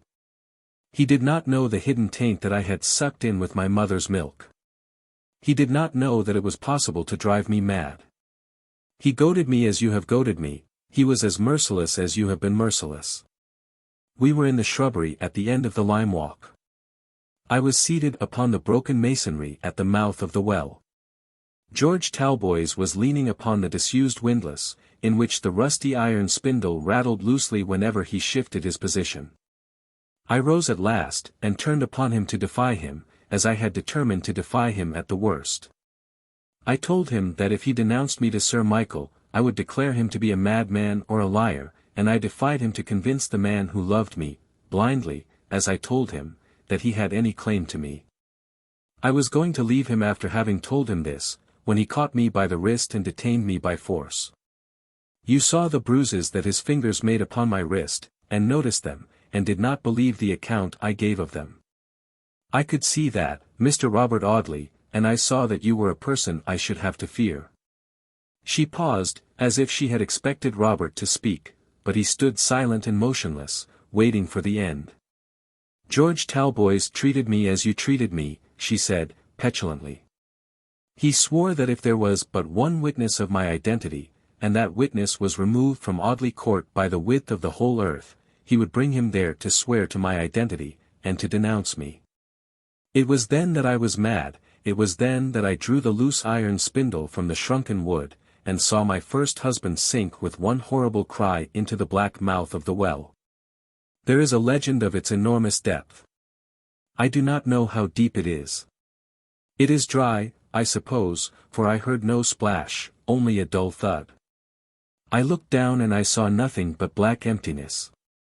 I knelt down and listened, but the cry was not repeated, though I waited for nearly a quarter of an hour, God knows how long it seemed to me, by the mouth of the well." Robert Audley uttered a word of horror when the story was finished. He moved a little nearer toward the door against which Helen Talboys stood. Had there been any other means of exit from the room, he would gladly have availed himself of it. He shrank from even a momentary contact with this creature.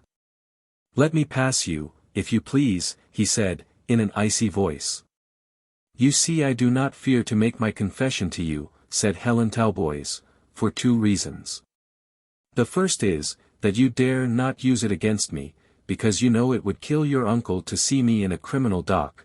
The second is, that the law could pronounce no worse sentence than this, a lifelong imprisonment in a madhouse. You see, I do not thank you for your mercy, Mr. Robert Audley, for I know exactly what it is worth." She moved away from the door, and Robert passed her without a word, without a look.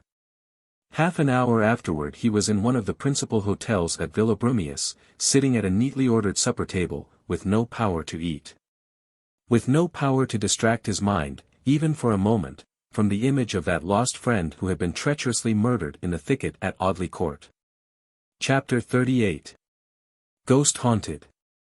No feverish sleeper traveling in a strange dream ever looked out more wonderingly upon a world that seemed unreal than Robert Audley, as he stared absently at the flat swamps and dismal poplars between Villabrumius and Brussels. Could it be that he was returning to his uncle's house without the woman who had reigned in it for nearly 2 years as queen and mistress? He felt as if he had carried off my lady, and had made away with her secretly and darkly, and must now render up an account to Sir Michael of the fate of that woman, whom the baronet had so dearly loved. "What shall I tell him?" he thought. "Shall I tell the truth, the horrible, ghastly truth? No, that would be too cruel. His generous spirit would sink under the hideous revelation. Yet, in his ignorance of the extent of this wretched woman's wickedness, he may think, perhaps, that I have been hard with her. Brooding thus, Mr. Robert Audley absently watched the cheerless landscape from the seat in the shabby coupe of the diligence, and thought how great a leaf had been torn out of his life, now that the dark story of George Talboys was finished. What had he to do next? A crowd of horrible thoughts rushed into his mind as he remembered the story that he had heard from the white lips of Helen Talboys.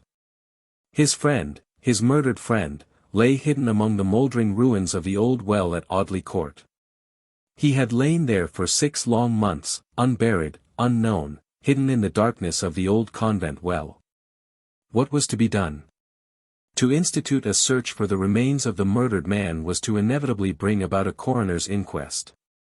Should such an inquest be held, it was next to impossible that the history of my lady's crime could fail to be brought to light. To prove that George Talboys met with his death at Audley Court, was to prove almost as surely that my lady had been the instrument of that mysterious death. For the young man had been known to follow her into the lime walk upon the day of his disappearance. My God! Robert exclaimed, as the full horror of his position became evident to him. Is my friend to rest in this unhallowed burial place because I have condoned the offences of the woman who murdered him? He felt that there was no way out of this difficulty. Sometimes he thought that it little mattered to his dead friend whether he lay entombed beneath a marble monument, whose workmanship should be the wonder of the universe, or in that obscure hiding-place in the thicket at Audley Court. At another time he would be seized with a sudden horror at the wrong that had been done to the murdered man, and would fain have travelled even more rapidly than the express between Brussels and Paris could carry him in his eagerness to reach the end of his journey, that he might set right this cruel wrong. He was in London at dusk on the second day after that on which he had left Audley Court, and he drove straight to the Clarendon, to inquire after his uncle. He had no intention of seeing Sir Michael, as he had not yet determined how much or how little he should tell him, but he was very anxious to ascertain how the old man had sustained the cruel shock he had so lately endured. "I will see Alicia," he thought, "she will tell me all about her father. It is only 2 days since he left Audley. I can scarcely expect to hear of any favourable change." But Mr. Audley was not destined to see his cousin that evening, for the servants at the Clarendon told him that Sir Michael and his daughter had left by the morning mail for Paris, on their way to Vienna. Robert was very well pleased to receive this intelligence. It afforded him a welcome respite, for it would be decidedly better to tell the baronet nothing of his guilty wife until he returned to England, with health unimpaired and spirits re-established, it was to be hoped. Mr. Audley drove to the Temple. The chambers which had seemed dreary to him ever since the disappearance of George Talboys, were doubly so tonight. For that which had been only a dark suspicion had now become a horrible certainty.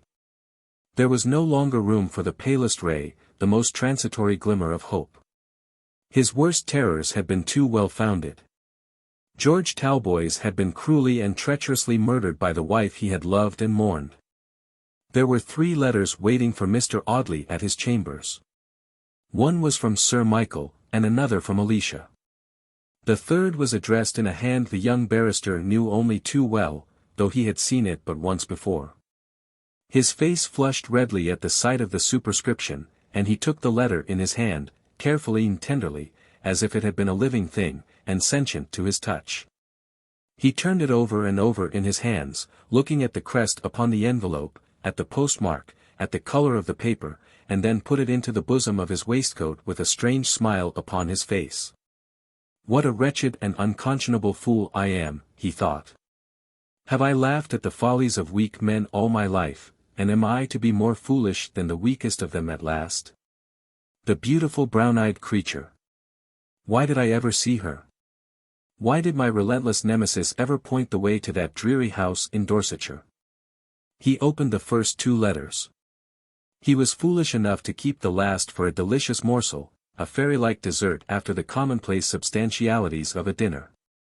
Alicia's letter told him that Sir Michael had borne his agony with such a persevering tranquillity that she had become at last far more alarmed by his patient calmness than by any stormy manifestation of despair. In this difficulty she had secretly called upon the physician who attended the Audley household in any cases of serious illness, and had requested this gentleman to pay Sir Michael an apparently accidental visit. He had done so, and after stopping half an hour with the baronet, had told Alicia that there was no present danger of any serious consequence from this great grief, but that it was necessary that every effort should be made to arouse Sir Michael, and to force him, however unwillingly, into action. Alicia had immediately acted upon this advice, had resumed her old empire as a spoiled child, and reminded her father of a promise he had made of taking her through Germany.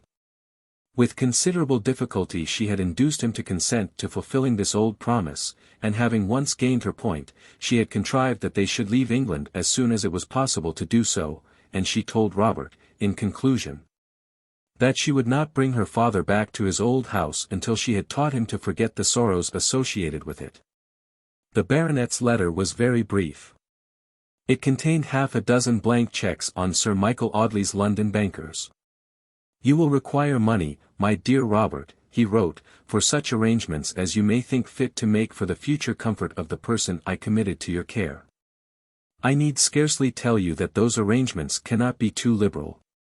But perhaps it is as well that I should tell you now, for the first and only time, that it is my earnest wish never again to hear that person's name. I have no wish to be told the nature of the arrangements you may make for her. I am sure that you will act conscientiously and mercifully. I seek to know no more. Whenever you want money, you will draw upon me for any sums that you may require, but you will have no occasion to tell me for whose use you want that money. Robert Audley breathed a long sigh of relief as he folded this letter. It released him from a duty which it would have been most painful for him to perform, and it forever decided his course of action with regard to the murdered man. George Talboys must lie at peace in his unknown grave, and Sir Michael Audley must never learn that the woman he had loved bore the red brand of murder on her soul. Robert had only the third letter to open, the letter which he had placed in his bosom while he read the others. He tore open the envelope, handling it carefully and tenderly as he had done before. The letter was as brief as Sir Michael's. It contained only these few lines. Dear Mark Audley, the rector of this place has been twice to see Marks, the man you saved in the fire at the Castle Inn. He lies in a very precarious state at his mother's cottage, near Audley Court, and is not expected to live many days. His wife is attending him, and both he and she have expressed a most earnest desire that you should see him before he dies. Pray come without delay. Yours very sincerely, Clara Talboys. Mount Stanning Rectory, March 6. Robert Audley folded this letter very reverently, and placed it underneath that part of his waistcoat which might be supposed to cover the region of his heart. Having done this, he seated himself in his favourite armchair, filled and lighted a pipe and smoked it out, staring reflectingly at the fire as long as his tobacco lasted. What can that man Marks want with me, thought the barrister. He is afraid to die until he has made confession, perhaps. He wishes to tell me that which I know already, the story of my lady's crime. I knew that he was in the secret. I was sure of it even upon the night on which I first saw him. He knew the secret, and he traded on it. Robert Audley shrank strangely from returning to Essex. How should he meet Clara Talboys now that he knew the secret of her brother's fate? How many lies he should have to tell, or how much equivocation he must use in order to keep the truth from her? Yet would there be any mercy in telling that horrible story, the knowledge of which must cast a blight upon her youth, and blot out every hope she had even secretly cherished? He knew by his own experience how possible it was to hope against hope, and to hope unconsciously, and he could not bear that her heart should be crushed as his had been by the knowledge of the truth. Better that she should hope vainly to the last, he thought, better that she should go through life seeking the clue to her lost brother's fate, than that I should give that clue into her hands, and say, our worst fears are realized.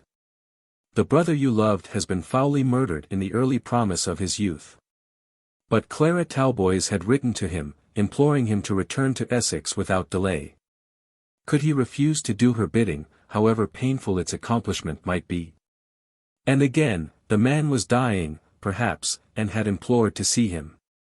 Would it not be cruel to refuse to go, to delay an hour unnecessarily? He looked at his watch. It wanted only 5 minutes to 9. There was no train to Audley after the Ipswich mail, which left London at 8:30, but there was a train that left Shoreditch at 11, and stopped at Brentwood between 12 and 1. Robert decided upon going by this train, and walking the distance between Brentwood and Audley, which was upwards of 6 miles. Fleet Street was quiet and lonely at this late hour, and Robert Audley, being in a ghost-seeing mood, would have been scarcely astonished had he seen Johnson set come roistering westward in the lamplight. Or blind John Milton groping his way down the steps before St. Bride's Church. Mr. Audley hailed a hansom at the corner of Farrington Street, and was rattled rapidly away across tenantless Smithfield Market, and into a labyrinth of dingy streets that brought him out upon the broad grandeur of Finsbury Pavement. The hansom rattled up the steep and stony approach to Shoreditch Station, and deposited Robert at the doors of that unlovely temple. There were very few people going to travel by this midnight train, and Robert walked up and down the long wooden platform, reading the huge advertisements whose gaunt lettering looked wan and ghastly in the dim lamplight. He had the carriage in which he sat all to himself. All to himself, did I say? Had he not lately summoned to his side that ghostly company which of all companionship is the most tenacious? The shadow of George Talboys pursued him, even in the comfortable first-class carriage, and was behind him when he looked out of the window, and was yet far ahead of him and the rushing engine, in that thicket toward which the train was speeding. By the side of the unhallowed hiding-place in which the mortal remains of the dead man lay, neglected and uncared for. I must give my lost friend decent burial, Robert thought, as the chill wind swept across the flat landscape, and struck him with such frozen breath as might have emanated from the lips of the dead. I must do it. Or I shall die of some panic like this which has seized upon me tonight. I must do it, at any peril, at any cost. Even at the price of that revelation which will bring the mad woman back from her safe hiding place, and place her in a criminal dock. He was glad when the train stopped at Brentwood at a few minutes after 12. It was 1:30 when the night wanderer entered the village of Audley, and it was only there that he remembered that Clara Talboys had omitted to give him any direction by which he might find the cottage in which Luke Marks lay. It was Dawson who recommended that the poor creature should be taken to his mother's cottage, Robert thought, by and by, and, I dare say, Dawson has attended him ever since the fire. He'll be able to tell me the way to the cottage. Acting upon this idea, Mr. Audley stopped at the house in which Helen Talboys had lived before her second marriage. The door of the little surgery was ajar, and there was a light burning within. Robert pushed the door open and peeped in. The surgeon was standing at the mahogany counter, mixing a draught in a glass measure, with his hat close beside him. Late as it was, he had evidently only just come in. The harmonious snoring of his assistant sounded from a little room within the surgery. I am sorry to disturb you, Mr. Dawson, Robert said, apologetically, as the surgeon looked up and recognized him, but I have come down to see Marks, who, I hear, is in a very bad way, and I want you to tell me the way to his mother's cottage. I'll show you the way, Mr. Audley, answered the surgeon, I am going there this minute. The man is very bad, then. So bad that he can be no worse. The change that can happen is that change which will take him beyond the reach of any earthly suffering. Strange! Exclaimed Robert. He did not appear to be much burned. He was not much burnt. Had he been, I should never have recommended his being removed from Mount Stanning. It is the shock that has done the business. He has been in a raging fever for the last 2 days, but tonight he is much calmer, and I'm afraid, before tomorrow night, we shall have seen the last of him. He has asked to see me, I am told, said Mr. Audley. Yes, answered the surgeon, carelessly. A sick man's fancy, no doubt. You dragged him out of the house, and did your best to save his life. I dare say, rough and boorish as the poor fellow is, he thinks a good deal of that. They had left the surgery, the door of which Mr. Dawson had locked behind him. There was money in the till, perhaps, for surely the village apothecary could not have feared that the most daring housebreaker would imperil his liberty in the pursuit of blue pill and colocynth, of salts and senna. The surgeon led the way along the silent street, and presently turned into a lane at the end of which Robert Audley saw the wan glimmer of a light which told of the watch that is kept by the sick and dying. A pale, melancholy light, which always has a dismal aspect when looked upon in this silent hour betwixt night and morning. It shone from the window of the cottage in which Luke Marks lay, watched by his wife and mother. Mr. Dawson lifted the latch, and walked into the common room of the little tenement, followed by Robert Audley. It was empty, but a feeble tallow candle, with a broken back, and a long, cauliflower-headed wick, sputtered upon the table. The sick man lay in the room above. Shall I tell him you are here? Asked Mr. Dawson. Yes, yes, if you please. But be cautious how you tell him, if you think the news likely to agitate him. I am in no hurry. I can wait. You can call me when you think I can safely come upstairs. The surgeon nodded, and softly ascended the narrow wooden stairs leading to the upper chamber. Robert Audley seated himself in a Windsor chair by the cold hearthstone, and stared disconsolately about him. But he was relieved at last by the low voice of the surgeon, who looked down from the top of the little staircase to tell him that Luke Marks was awake, and would be glad to see him. Robert immediately obeyed this summons. He crept softly up the stairs, and took off his hat before he bent his head to enter at the low doorway of the humble rustic chamber. He took off his hat in the presence of this common peasant man, because he knew that there was another and a more awful presence hovering about the room, and eager to be admitted. Phoebe Marks was sitting at the foot of the bed, with her eyes fixed upon her husband's face, not with any very tender expression in the pale light, but with a sharp, terrified anxiety, which showed that it was the coming of death itself that she dreaded, rather than the loss of her husband.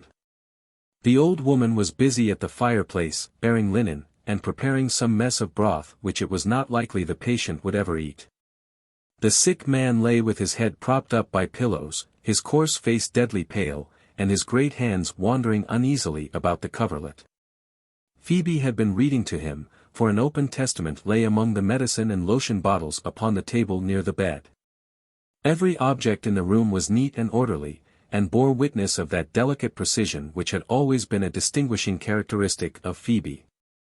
The young woman rose as Robert Audley crossed the threshold, and hurried toward him. "Let me speak to you for a moment, sir, before you talk to Luke," she said, in an eager whisper. "Pray let me speak to you first." "What's the gal sayin' there?" asked the invalid in a subdued roar, which died away hoarsely on his lips. He was feebly savage, even in his weakness. The dull glaze of death was gathering over his eyes, but they still watched Phoebe with a sharp glance of dissatisfaction. "What's she up to there?" he said. "I won't have no plot tin and no hatchin agin me. I want to speak to Mr. Audley my own self, and whatever I done I'm goin' to answer for. If I done any mischief, I'm goin' to try and undo it." "What's she sayin'?" "She ain't sayin' nothin', lovey," answered the old woman, going to the bedside of her son, who even when made more interesting than usual by illness, did not seem a very fit subject for this tender appellation. "She's only tellin' the gentleman how bad you've been, my pretty." "What I'm goin' to tell I'm only goin' to tell to him, remember," growled Mr. Mark, "and catch me tellin' of it to him if it warn't for what he done for me the other night." "To be sure not, lovey," answered the old woman soothingly. Phoebe Marks had drawn Mr. Audley out of the room and onto the narrow landing at the top of the little staircase. This landing was a platform of about 3 feet square, and it was as much as the two could manage to stand upon it without pushing each other against the whitewashed wall, or backward down the stairs. "Oh, sir, I wanted to speak to you so badly," Phoebe answered, eagerly. "You know what I told you when I found you safe and well upon the night of the fire?" "Yes, yes. I told you what I suspected, what I think still." "Yes, I remember. But I never breathed a word of it to anybody but you, sir, and I think that Luke has forgotten all about that night. I think that what went before the fire has gone clean out of his head altogether. He was tipsy, you know, when she came to the castle, and I think he was so dazed and scared like by the fire that it all went out of his memory. He doesn't suspect what I suspect, at any rate, or he'd have spoken of it to anybody or everybody, but he's dreadful spiteful against my lady, for he says if she'd have let him have a place at Brentwood or Chelmsford, this wouldn't have happened. So what I wanted to beg of you, sir, is not to let a word drop before Luke." "Yes, yes, I understand, I will be careful. My lady has left the court, I hear, sir." "Yes. Never to come back, sir. Never to come back. But she has not gone where she'll be cruelly treated, where she'll be ill-used?" "No, she will be very kindly treated." "I'm glad of that, sir. I beg your pardon for troubling you with the question, sir, but my lady was a kind mistress to me." Luke's voice, husky and feeble, was heard within the little chamber at this period of the conversation, demanding angrily when "that gal would have done jawing," upon which Phoebe put her finger to her lips, and led Mr. Audley back into the sick room. "I don't want you," said Mr. Marks, decisively, as his wife re-entered the chamber, "I don't want you, you've no call to hear what I've got to say, I only want Mr. Audley, and I wants to speak to him all alone, with none o' your sneakin' listenin' at doors, d'ye hear? So you may go downstairs and keep there till you're wanted, and you may take mother, no, mother may stay, I shall want her presently." The sick man's feeble hand pointed to the door, through which his wife departed very submissively. "I've no wish to hear anything, Luke," she said, but I hope you won't say anything against those that have been good and generous to you." "I shall say what I like," answered Mr. Marks, fiercely, "and I'm not a-goin' to be ordered by you. You ain't the parson, as I've ever heard of, nor the lawyer neither." The landlord of the castle and had undergone no moral transformation by his deathbed sufferings, fierce and rapid as they had been. Perhaps some faint glimmer of a light that had been far off from his life now struggled feebly through the black obscurities of ignorance that darkened his soul. Perhaps a half-angry, half-sullen penitence urged him to make some rugged effort to atone for a life that had been selfish and drunken and wicked. Be it how it might, he wiped his white lips, and turning his haggard eyes earnestly upon Robert Audley, pointed to a chair by the bedside. "You made game of me in a general way, Mr. Audley," he said, presently, "and you've drawed me out, and you've tumbled and tossed me about like in a gentlemanly way, till I was nothink or anythink in your hands. And you've looked me through and through, and turned me inside out till you thought you knowed as much as I knowed. I'd no particular call to be grateful to you, not before the fire at the castle t'other night. But I am grateful to you for that. I'm not grateful to folks in a general way, praps, because the things as gentlefolks have most always been the very things I didn't want. They've give me soup, and tracts, and flannel, and coals. But, Lord, they've made such a precious noise about it that I'd have been to send 'em all back to 'em. But when a gentleman goes and puts his own life in danger to save a drunken brute like me, the drunkenest brute as ever was feels grateful like to that gentleman. And wishes to say before he dies, which he sees in the doctor's face as he ain't got long to live, 'Thank ye, sir, I'm obliged to you.'" Luke Marks stretched out his left hand, the right hand had been injured by the fire, and was wrapped in linen, and groped feebly for that of Mr. Robert Audley. The young man took the coarse but shrunken hand in both his own, and pressed it cordially. "I need no thanks, Luke Marks," he said, "I was very glad to be of service to you." Mr. Marks did not speak immediately. He was lying quietly upon his side, staring reflectingly at Robert Audley. "You was uncommon fond of that gent as disappeared at the court, warn't you, sir?" he said at last. Robert started at the mention of his dead friend. "You was uncommon fond of that Mr. Talboys, I've heard say, sir," repeated Luke. "Yes, yes," answered Robert, rather impatiently, "he was my very dear friend. I've heard the servants at the court say how you took on when you couldn't find him. I've heard the landlord of the Sun Inn say how cut up you was when you first missed him. If the two gents had been brothers, the landlord said, our gent, mayoneen, you, sir, couldn't have been more cut up when he missed the other." "Yes, yes, I know," said Robert, "pray do not speak any more of this subject. I cannot tell you how much it distresses me. Was he to be haunted forever by the ghost of his unburied friend? He came here to comfort the sick man, and even here he was pursued by this relentless shadow, even here he was reminded of the secret crime which had darkened his life. Listen to me, Marks," he said, earnestly. "Believe me that I appreciate your grateful words, and that I am very glad to have been of service to you. But before you say anything more, let me make one most solemn request. If you have sent for me that you may tell me anything of the fate of my lost friend, I entreat you to spare yourself and to spare me that horrible story. You can tell me nothing which I do not already know. The worst you can tell me of the woman who was once in your power, has already been revealed to me by her own lips.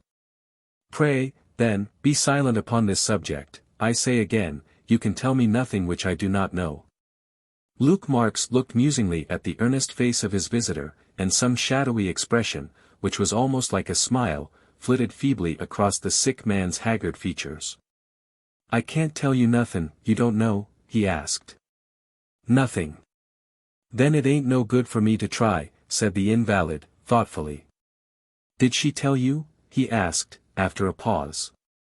"I must beg, Marks, that you will drop the subject," Robert answered, almost sternly. "I have already told you that I do not wish to hear it spoken of. Whatever discoveries you made your market out of them. Whatever guilty secrets you got possession of, you were paid for keeping silence. You had better keep silence to the end." "Had I?" cried Luke Marks, in an eager whisper. Had I really now better hold my tongue to the last? I think so, most decidedly. You traded on your secret, and you were paid to keep it. It would be more honest to hold to your bargain, and keep it still. Would it now? Said Mr. Marks with a ghastly grin, but suppose my lady had one secret and I another. How then? What do you mean?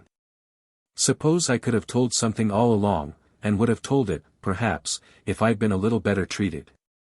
If what was give to me had been give a little more liberal like, and not flung at me as if I was a dog, and was only give it to be kept from bidin. Suppose I could have told something, and would have told it but for that? How then? It was impossible to describe the ghastliness of the triumphant grin that lighted up the sick man's haggard face. His mind is wandering, Robert thought. I had need be patient with him, poor fellow. It would be strange if I could not be patient with a dying man. Luke Marks lay staring at Mr. Audley for some moments with that triumphant grin upon his face. The old woman, wearied out with watching her dying son, had dropped into a doze, and sat nodding her sharp chin over the handful of fire, upon which the broth that was never to be eaten, still bubbled and simmered. Mr. Audley waited very patiently until it should be the sick man's pleasure to speak. Every sound was painfully distinct in that dead hour of the night. The dropping of the ashes on the hearth, the ominous crackling of the burning coals, the slow and ponderous ticking of the sulky clock in the room below, the low moaning of the March wind, which might have been the voice of an English banshee, screaming her dismal warning to the watchers of the dying, the hoarse breathing of the sick man, every sound held itself apart from all other sounds, and made itself into a separate voice, loud with a gloomy portent in the solemn stillness of the house. Robert sat with his face shaded by his hands, thinking what was to become of him now that the secret of his friend's fate had been told, and the dark story of George Talboys and his wicked wife had been finished in the Belgian madhouse. What was to become of him? He had no claim upon Clara Talboys, for he had resolved to keep the horrible secret that had been told to him. How then could he dare to meet her with that secret held back from her? How could he ever look into her earnest eyes, and yet withhold the truth? He felt that all power of reservation would fail before the searching glance of those calm brown eyes. If he was indeed to keep this secret, he must never see her again. To reveal it would be to embitter her life. Could he, for any selfish motive of his own, tell her this terrible story? Or could he think that if he told her she would suffer her murdered brother to lie unavenged and forgotten in his unhallowed grave, hemmed in on every side by difficulties which seemed utterly insurmountable? With the easy temperament which was natural to him embittered by the gloomy burden he had borne so long, Robert Audley looked hopelessly forward to the life which lay before him, and thought that it would have been better for him had he perished among the burning ruins of the Castle Inn. Who would have been sorry for me? No one but my poor little Alicia, he thought, and hers would have only been an April sorrow. Would Clara Talboys have been sorry? No. She would have only regretted me as a lost link in the mystery of her brother's death. She would only. Chapter 39.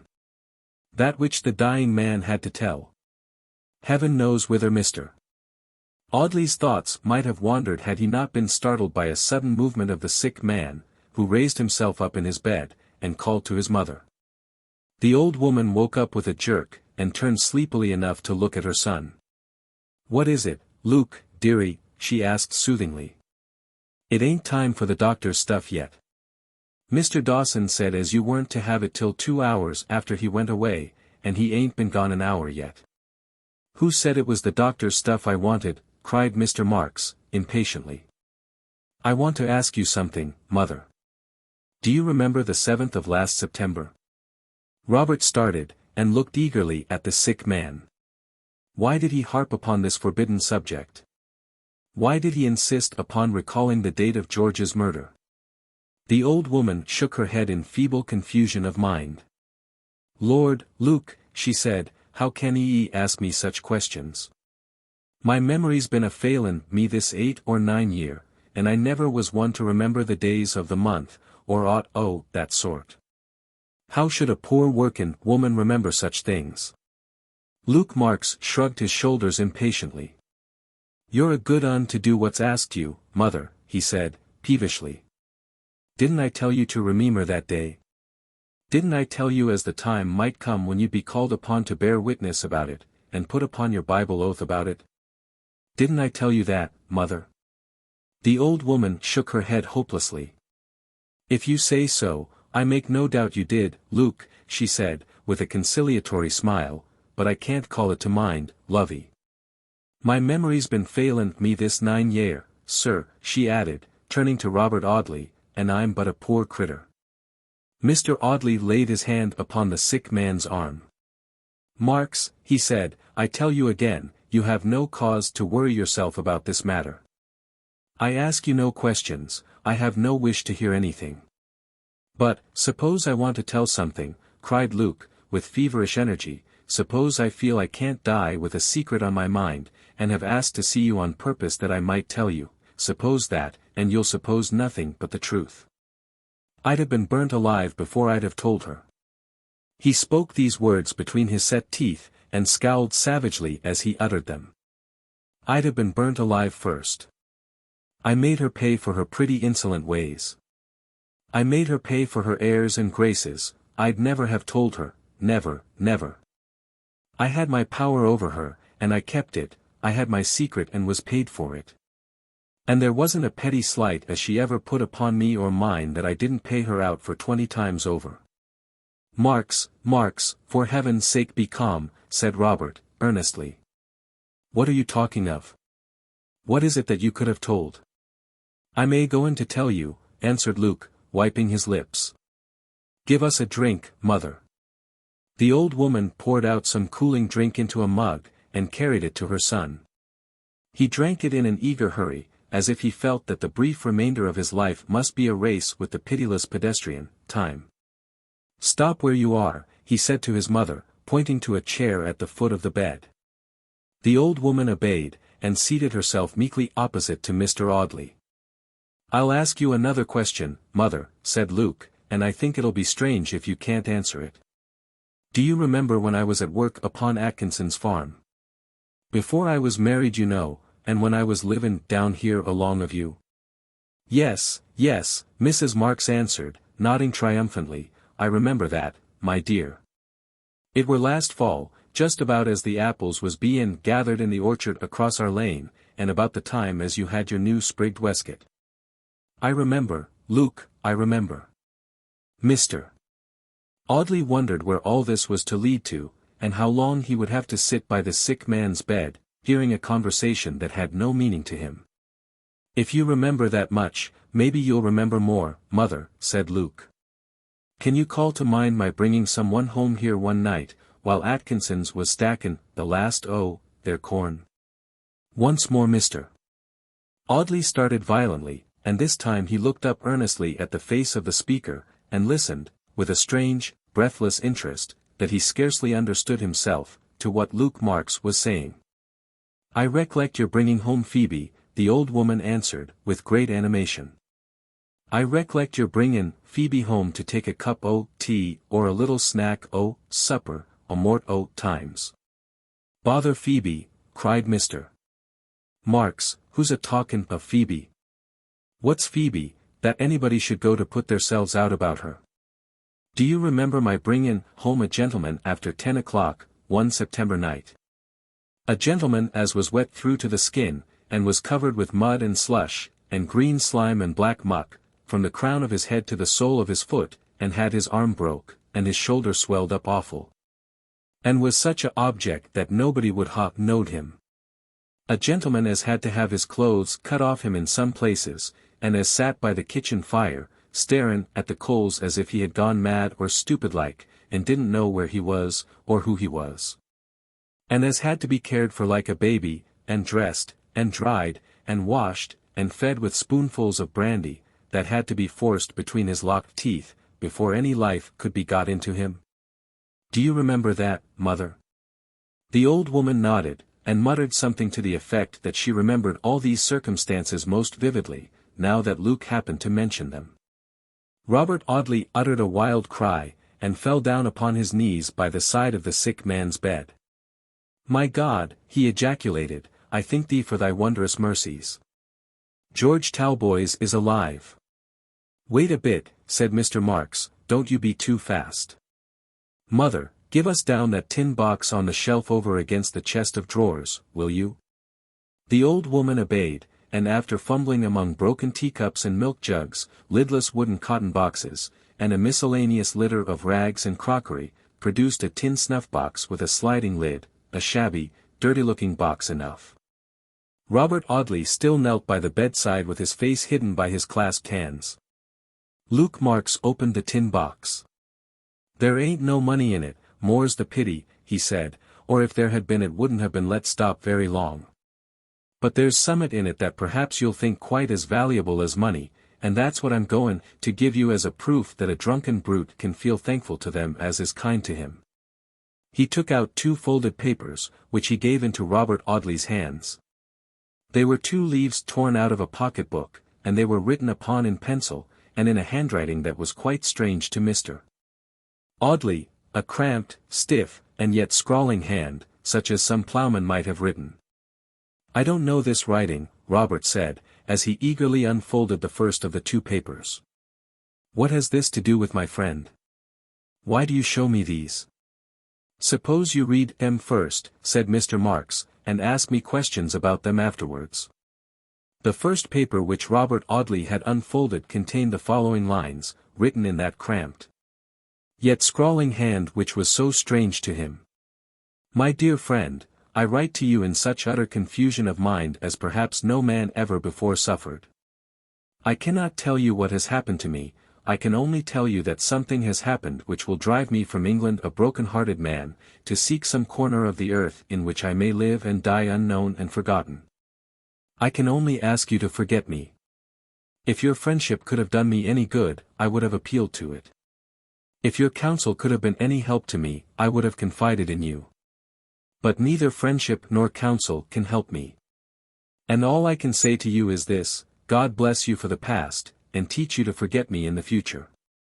G.T. The second paper was addressed to another person, and its contents were briefer than those of the first. Helen, may God pity and forgive you for that which you have done today, as truly as I do. Rest in peace. You shall never hear of me again, to you and to the world I shall henceforth be that which you wished me to be today. You need fear no molestation from me. I leave England never to return. G.T. Robert Audley sat staring at these lines in hopeless bewilderment.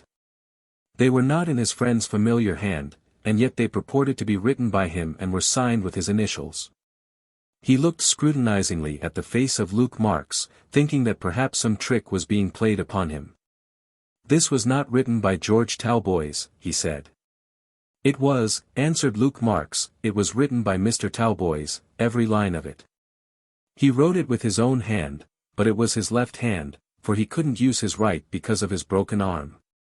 Robert Audley looked up suddenly, and the shadow of suspicion passed away from his face. I understand, he said, I understand. Tell me all, tell me how it was that my poor friend was saved. I was at work up at Atkinson's farm, last September, said Luke Marks, helping to stack the last of the corn, and as the nighest way from the farm to Mother's cottage was through the meadows at the back of the court, I used to come that way. And Phoebe used to stand in the garden wall beyond the lime walk sometimes, to have a chat with me, knowin' my time comin' home. I don't know what Phoebe was doin' upon the evenin' of the 7th September, I recollect the date because Farmer Atkinson paid me my wages all of a lump on that day. And I'd had to sign a bit of a receipt for the money he give me, I don't know what she was doin', but she warn't at the gate in the lime walk, so I went round to the other side the gardens and jumped across the dry ditch. For I wanted particular to see her that night, as I was goin' away to work upon a farm beyond Chelmsford the next day. Audley church clock struck 9 as I was crossin' the meadows between Atkinson's and the court, and it must have been about 9:15 when I got into the kitchen garden. I crossed the garden, and went into the lime walk. The nighest way to the servants' hall took me through the shrubbery and past the dry well. It was a dark night, but I knew my way well enough about the old place, and the light in the window of the servants' hall looked red and comfortable through the darkness. I was close against the mouth of the dry well when I heard a sound that made my blood creep. It was a groan of a man in pain, as was lying somewhere hid among the bushes. I warn't afraid of ghosts and I warn't afraid of anythink in a general way, but there was something in hearin' this groan as chilled me to the very heart, and for a minute I was struck all of a heap, and didn't know what to do. But I heard the groan again, and then I began to search among the bushes. I found a man lying, hidden under a lot o' laurels, and I thought at first he was up to no good, and I was goin' to collar him to take him to the house, when he caught me by the wrist without gettin' up from the ground. But lookin' at me very earnest, as I could see by the way his face was turned toward me in the darkness, and asked me who I was, and what I had to do with the folks at the court. There was somethin' in the way he spoke that told me he was a gentleman, though I didn't know him from Adam, and couldn't see his face, and I answered his questions civil. "I want to get away from this place," he said, "without bein' seen by any livin' creetur, remember that. I've been lyin' here ever since 4 o'clock today, and I'm half dead, but I want to get away without bein' seen, mind that." I told him that was easy enough, but I began to think my first thoughts of him might have been right enough, after all, and that he couldn't have been up to no good to want to sneak away so precious quiet. "Can you take me to any place where I can get a change of dry clothes," he says, "without half a dozen people knowin' it?" He'd got up into a sittin' attitude by this time, and I could see that his right arm hung close by his side, and that he was in pain. I pointed to his arm, and asked him what was the matter with it. But he only answered, very quiet like, "Broken, my lad, broken." "Not that that's much," he says in another tone, speaking to himself like, more than to me. "There's broken hearts as well as broken limbs, and they're not so easy mended." I told him I could take him to mother's cottage, and that he could dry his clothes there and welcome. "Can your mother keep a secret?" he asked. "Well, she could keep one well enough if she could remember it," I told him. "But you might tell her all the secrets of the Freemasons, and Foresters, and Bufflers and Oddfellers as ever was, tonight, and she'd have forgotten all about 'em tomorrow mornin'.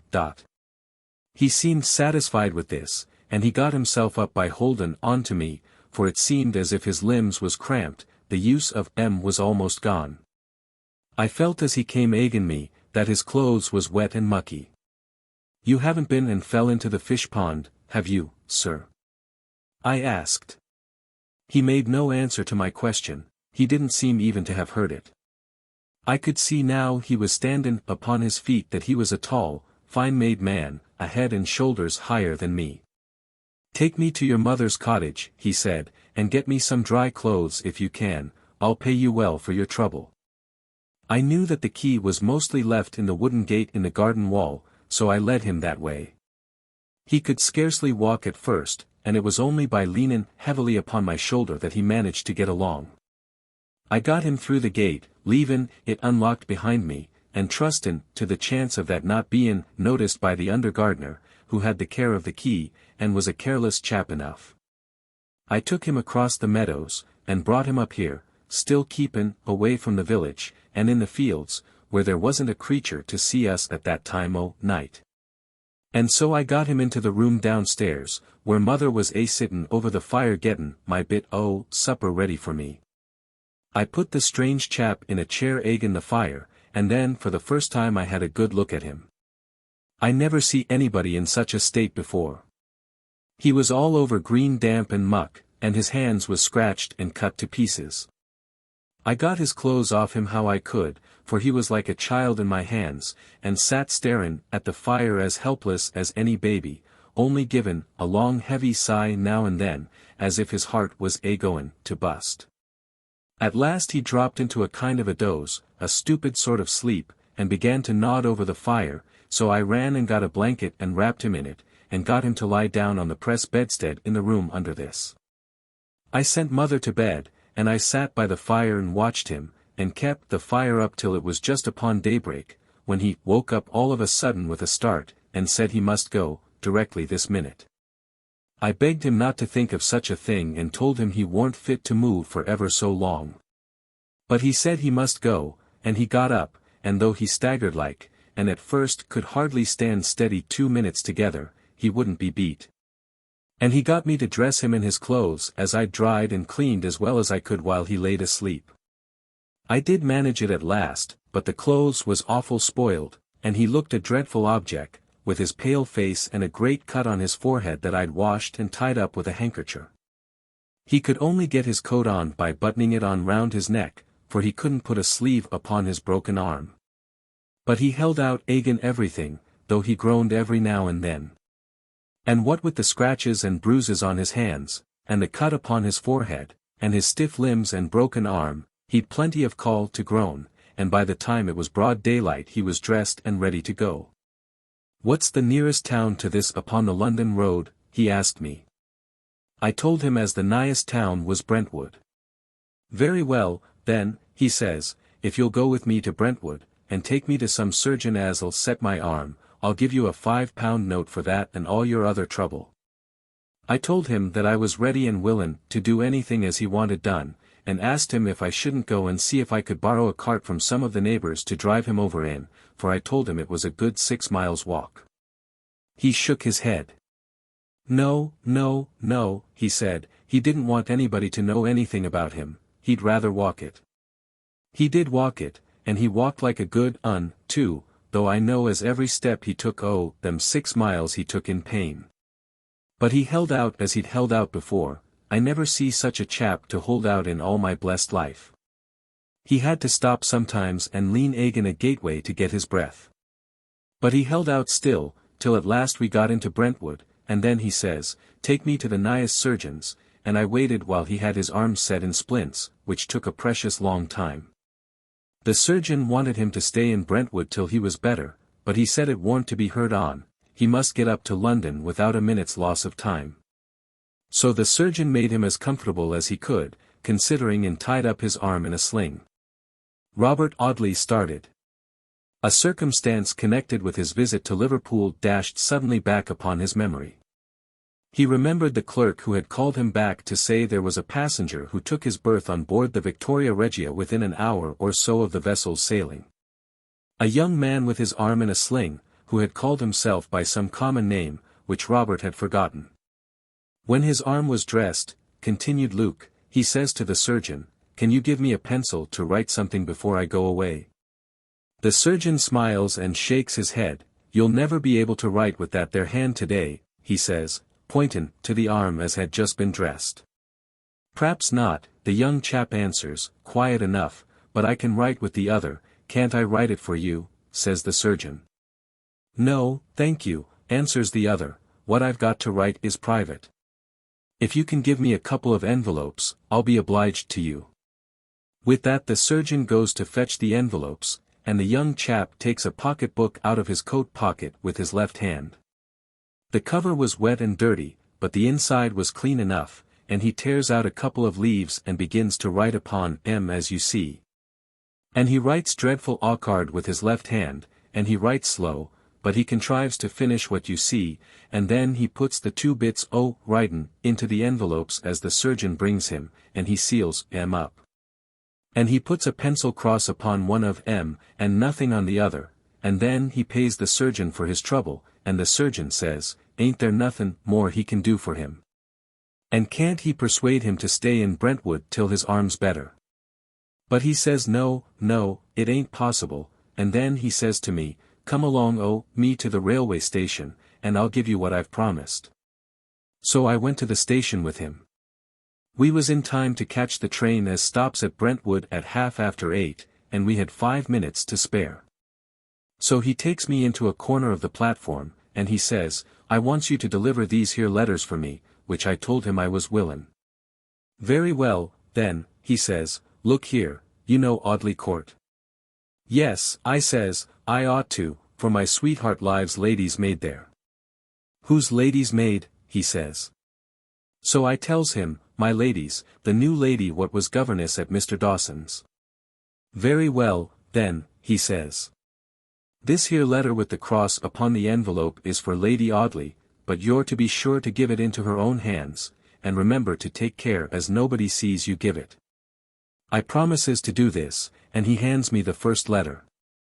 And then he says, "Do you know Mr. Audley, as is nevy to Sir Michael?" And I said, "Yes, I've heerd tell on him, and I've heerd as he was a reg'lar swell, but affable and free-spoken, for I heerd tell on you, you know," Luke added, parenthetically. "Now look here," the young chap says, "you're to give this other letter to Mr. Robert Audley, who's stayin' at the Sun Inn, in the village," and I tells him it's all right, as I've knowed the Sun ever since I was a baby. So then he gives me the second letter, what's got nothing wrote upon the envelope, and he gives me a £5 note, accordin' to promise, and then he says, "Good day, and thank you for all your trouble," and he gets into a second-class carriage.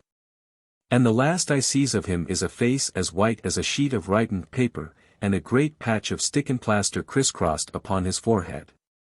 Poor George! Poor George! I went back to Audley, and I went straight to the Sun Inn, and asked for you, Mayonine, to deliver both letters faithful, so help me God.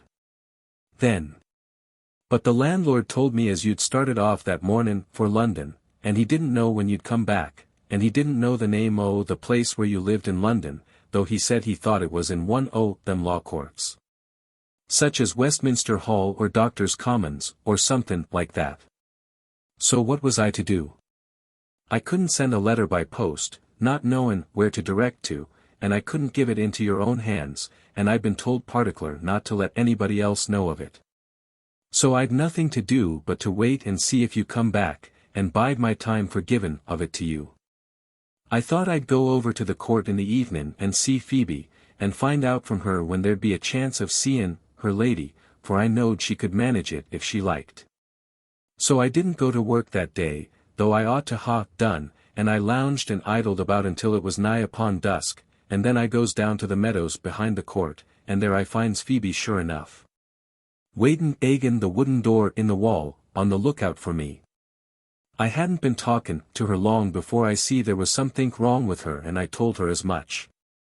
"Well," she says, "I ain't quite myself this evenin', for I had a upset yesterday, and I ain't got over it yet." "A upset," I says.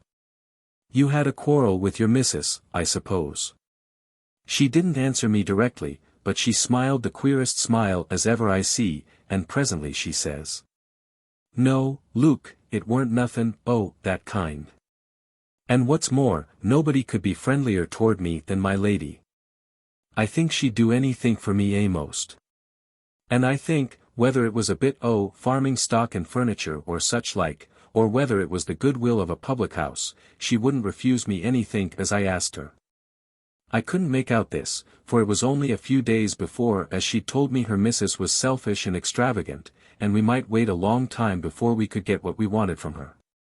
So I says to her, "Why, this is rather sudden like, Phoebe," and she says, "Yes, it is sudden," and she smiles again, just the same sort of smile as before. Upon that I turns round upon her sharp, and says, "I'll tell you what it is, my gal, you're keepin' somethink from me, some think you've been told, or some think you've found out. And if you think you're goin' to try that game on with me, you'll find you're very much mistaken, and so I give you warning. But she laughed it off like, and says, "Lord Luke, what could have put such fancies into your head?" "Perhaps other people can keep secrets as well as you," I said, "and perhaps other people can make friends as well as you. There was a gentleman came here to see your missus yesterday, warn't there, a tall young gentleman with a brown beard?" Instead of answering of me like a Christian, my cousin Phoebe bursts out crying, and wrings her hands, and goes on awful, until I'm dashed if I can make out what she's up to. But little by little I got it out of her, for I wouldn't stand no nonsense. Fine, she told me how she'd been sittin' at work at the window of her little room, which was at the top of the house, right up in one of the gables, and overlooked the lime walk, and the shrubbery and the well. When she see my lady walking with a strange gentleman, and they walked together for a long time, until by and by they "Stop!" cried Robert, "I know the rest." Well, Phoebe told me all about what she see, and she told me she'd met her lady almost directly afterward, and somethin' had passed between 'em, not much. But enough to let her missus know that the servant what she looked down upon had found out that as would put her in that servant's power to the last day of her life. "And she is in my power, Luke," says Phoebe, "and she'll do anything in the world for us if we keep her secret." So you see both my Lady Audley and her maid thought as the gentleman as I'd seen safe off by the London train was lying dead at the bottom of the well. If I was to give the letter they'd find out the contrary of this. And if I was to give the letter, Phoebe and me would lose the chance of gettin' started in life by her missus. So I kept the letter and kept my secret, and my lady kept hern. But I thought if she acted liberal by me, and gave me the money I wanted, free like, I'd tell her everythink, and make her mind easy. But she didn't. Whatever she give me she throwed me as if I'd been a dog. Whenever she spoke to me, she spoke as she might have spoken to a dog, and a dog she couldn't abide the sight of. There was no word in her mouth that was too bad for me. There was no toss as she could give her head that was too proud and scornful for me, and my blood beiled agin her, and I kept my secret, and let her keep hern. I opened the 2 letters, and I read M, but I couldn't make much sense out of M, and I hid M away, and not a creature but me has seen M until this night. Luke Marks had finished his story, and lay quietly enough, exhausted by having talked so long. He watched Robert Audley's face, fully expecting some reproof, some grave lecture, for he had a vague consciousness that he had done wrong. But Robert did not lecture him, he had no fancy for an office which he did not think himself fitted to perform. Robert Audley sat until long after daybreak with the sick man, who fell into a heavy slumber a short time after he had finished his story. The old woman had dozed comfortably throughout her son's confession. Phoebe was asleep upon the press bedstead in the room below, so the young barrister was the only watcher. He could not sleep, he could only think of the story he had heard. He could only thank God for his friend's preservation, and pray that he might be able to go to Clara Talboys, and say, "Your brother still lives, and has been found." Phoebe came upstairs at 8 o'clock, ready to take her place at the sick bed, and Robert Audley went away, to get a bed at the Sun Inn. It was nearly dusk when he awoke out of a long dreamless slumber, and dressed himself before dining in the little sitting-room, in which he and George had sat together a few months before. The landlord waited upon him at dinner, and told him that Luke Marks had died at 5 o'clock that afternoon. He went off rather sudden-like, the man said, but very quiet. Robert Audley wrote a long letter that evening, addressed to Madame Taylor, care of Monsieur Val, Villebrumius. A long letter in which he told the wretched woman who had borne so many names, and was to bear a false one for the rest of her life, the story that the dying man had told him. It may be some comfort to her to hear that her husband did not perish in his youth by her wicked hand, he thought, if her selfish soul can hold any sentiment of pity or sorrow for others. Chapter 40. Restored. Clara Talboys returned to Dorsetshire, to tell her father that his only son had sailed for Australia upon the 9th of September, and that it was most probable he yet lived, and would return to claim the forgiveness of the father he had never very particularly injured, except in the matter of having made that terrible matrimonial mistake which had exercised so fatal an influence upon his youth. Mr. Harcourt Talboys was fairly nonplussed. Junius Brutus had never been placed in such a position as this, and seeing no way of getting out of this dilemma by acting after his favourite model, Mr. Talboys was fain to be natural for once in his life, and to confess that he had suffered much uneasiness and pain of mind about his only son since his conversation with Robert Audley, and that he would be heartily glad to take his poor boy to his arms, whenever he should return to England. But when was he likely to return? And how was he to be communicated with? That was the question. Robert Audley remembered the advertisements which he had caused to be inserted in the Melbourne and Sydney papers. If George had re-entered either city alive, how was it that no notice had ever been taken of that advertisement? Was it likely that his friend would be indifferent to his uneasiness? But then, again, it was just possible that George Talboys had not happened to see this advertisement. And, as he had travelled under a feigned name, neither his fellow passengers nor the captain of the vessel would have been able to identify him with the person advertised for. What was to be done? Must they wait patiently till George grew weary of his exile, and returned to his friends who loved him? Or were there any means to be taken by which his return might be hastened? Robert Audley was at fault.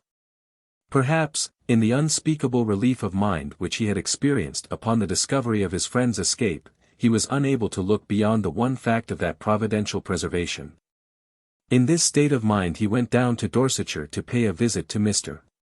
Talboys, who had given way to a perfect torrent of generous impulses, and had gone so far as to invite his son's friend to share the prim hospitality of the square, red-brick mansion. Mr. Talboys had only two sentiments upon the subject of George's story. One was a natural relief and happiness in the thought that his son had been saved, the other was an earnest wish that my lady had been his wife, and that he might thus have had the pleasure of making a signal example of her.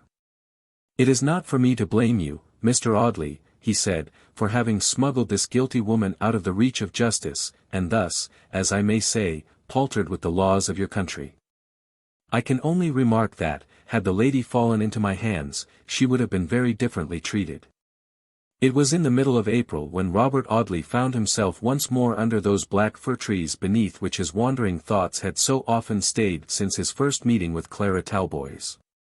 There were primroses and early violets in the hedges now, and the streams, which, upon his first visit, had been hard and frost-bound as the heart of Harcourt Talboys, had thawed, like that gentleman, and ran merrily under the blackthorn bushes in the capricious April sunshine. Robert had a prim bedroom, and an uncompromising dressing-room allotted him in the square house, and he woke every morning upon a metallic spring mattress, which always gave him the idea of sleeping upon some musical instrument. To see the sun glaring in upon him through the square, white blinds and lighting up the two lacquered urns which adorned the foot of the blue iron bedstead, until they blazed like two tiny brazen lamps of the Roman period. He emulated Mr. Harcourt Talboys in the matter of shower baths and cold water, and emerged prim and blue as that gentleman himself, as the clock in the hall struck 7. To join the master of the house in his ante-breakfast constitutional under the fir trees in the stiff plantation. But there was generally a third person who assisted in the constitutional promenades, and that third person was Clara Talboys, who used to walk by her father's side, more beautiful than the morning, for that was sometimes dull and cloudy, while she was always fresh and bright, in a broad-leaved straw hat and flapping blue ribbons, 1/4 of an inch of which Mr. Audley would have esteemed a prouder decoration than ever adorned a favoured creature's buttonhole. At first they were very ceremonious toward each other, and were only familiar and friendly upon the one subject of George's adventures. But little by little a pleasant intimacy arose between them, and before the first 3 weeks of Robert's visit had elapsed, Miss Talboys made him happy, by taking him seriously in hand and lecturing him on the purposeless life he had led so long, and the little use he had made of the talents and opportunities that had been given to him.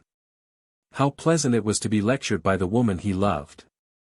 How pleasant it was to humiliate himself and depreciate himself before her! How delightful it was to get such splendid opportunities of hinting that if his life had been sanctified by an object he might indeed have striven to be something better than an idle flaneur upon the smooth pathways that have no particular goal. That, blessed by the ties which would have given a solemn purpose to every hour of his existence, he might indeed have fought the battle earnestly and unflinchingly. He generally wound up with a gloomy insinuation to the effect that it was only likely he would drop quietly over the edge of the Temple Garden some afternoon when the river was bright and placid in the low sunlight, and the little children had gone home to their tea. "Do you think I can read French novels and smoke mild Turkish until I am 70, Miss Talboys?" he asked. "Do you think there will not come a day in which my meerschaums will be foul, and the French novels more than usually stupid, and life altogether such a dismal monotony that I shall want to get rid of it somehow or other?" I am sorry to say that while this hypocritical young barrister was holding forth in this despondent way, he had mentally sold up his bachelor possessions, including all Michel Levy's publications, and half a dozen solid silver-mounted meerschaums, pensioned off Mrs. Maloney, and laid out £2,000 or £3,000 in the purchase of a few acres of verdant shrubbery and sloping lawn, embosomed amid which there should be a fairy cottage ornée. whose rustic casements should glimmer out of bowers of myrtle and clematis to see themselves reflected in the purple bosom of the lake. Of course, Clara Talboys was far from discovering the drift of these melancholy lamentations. She recommended Mr. Audley to read hard and think seriously of his profession, and begin life in real earnest. It was a hard, dry sort of existence, perhaps, which she recommended, a life of serious work and application, in which he should strive to be useful to his fellow creatures, and win a reputation for himself. "I'd do all that," he thought, "and do it earnestly, if I could be sure of a reward for my labor. If she would accept my reputation when it was won, and support me in the struggle by her beloved companionship.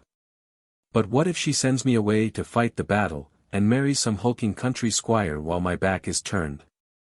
Being naturally of a vacillating and dilatory disposition, there is no saying how long Mr. Audley might have kept his secret, fearful to speak and break the charm of that uncertainty which, though not always hopeful, was very seldom quite despairing. Had not he been hurried by the impulse of an unguarded moment into a full confession of the truth?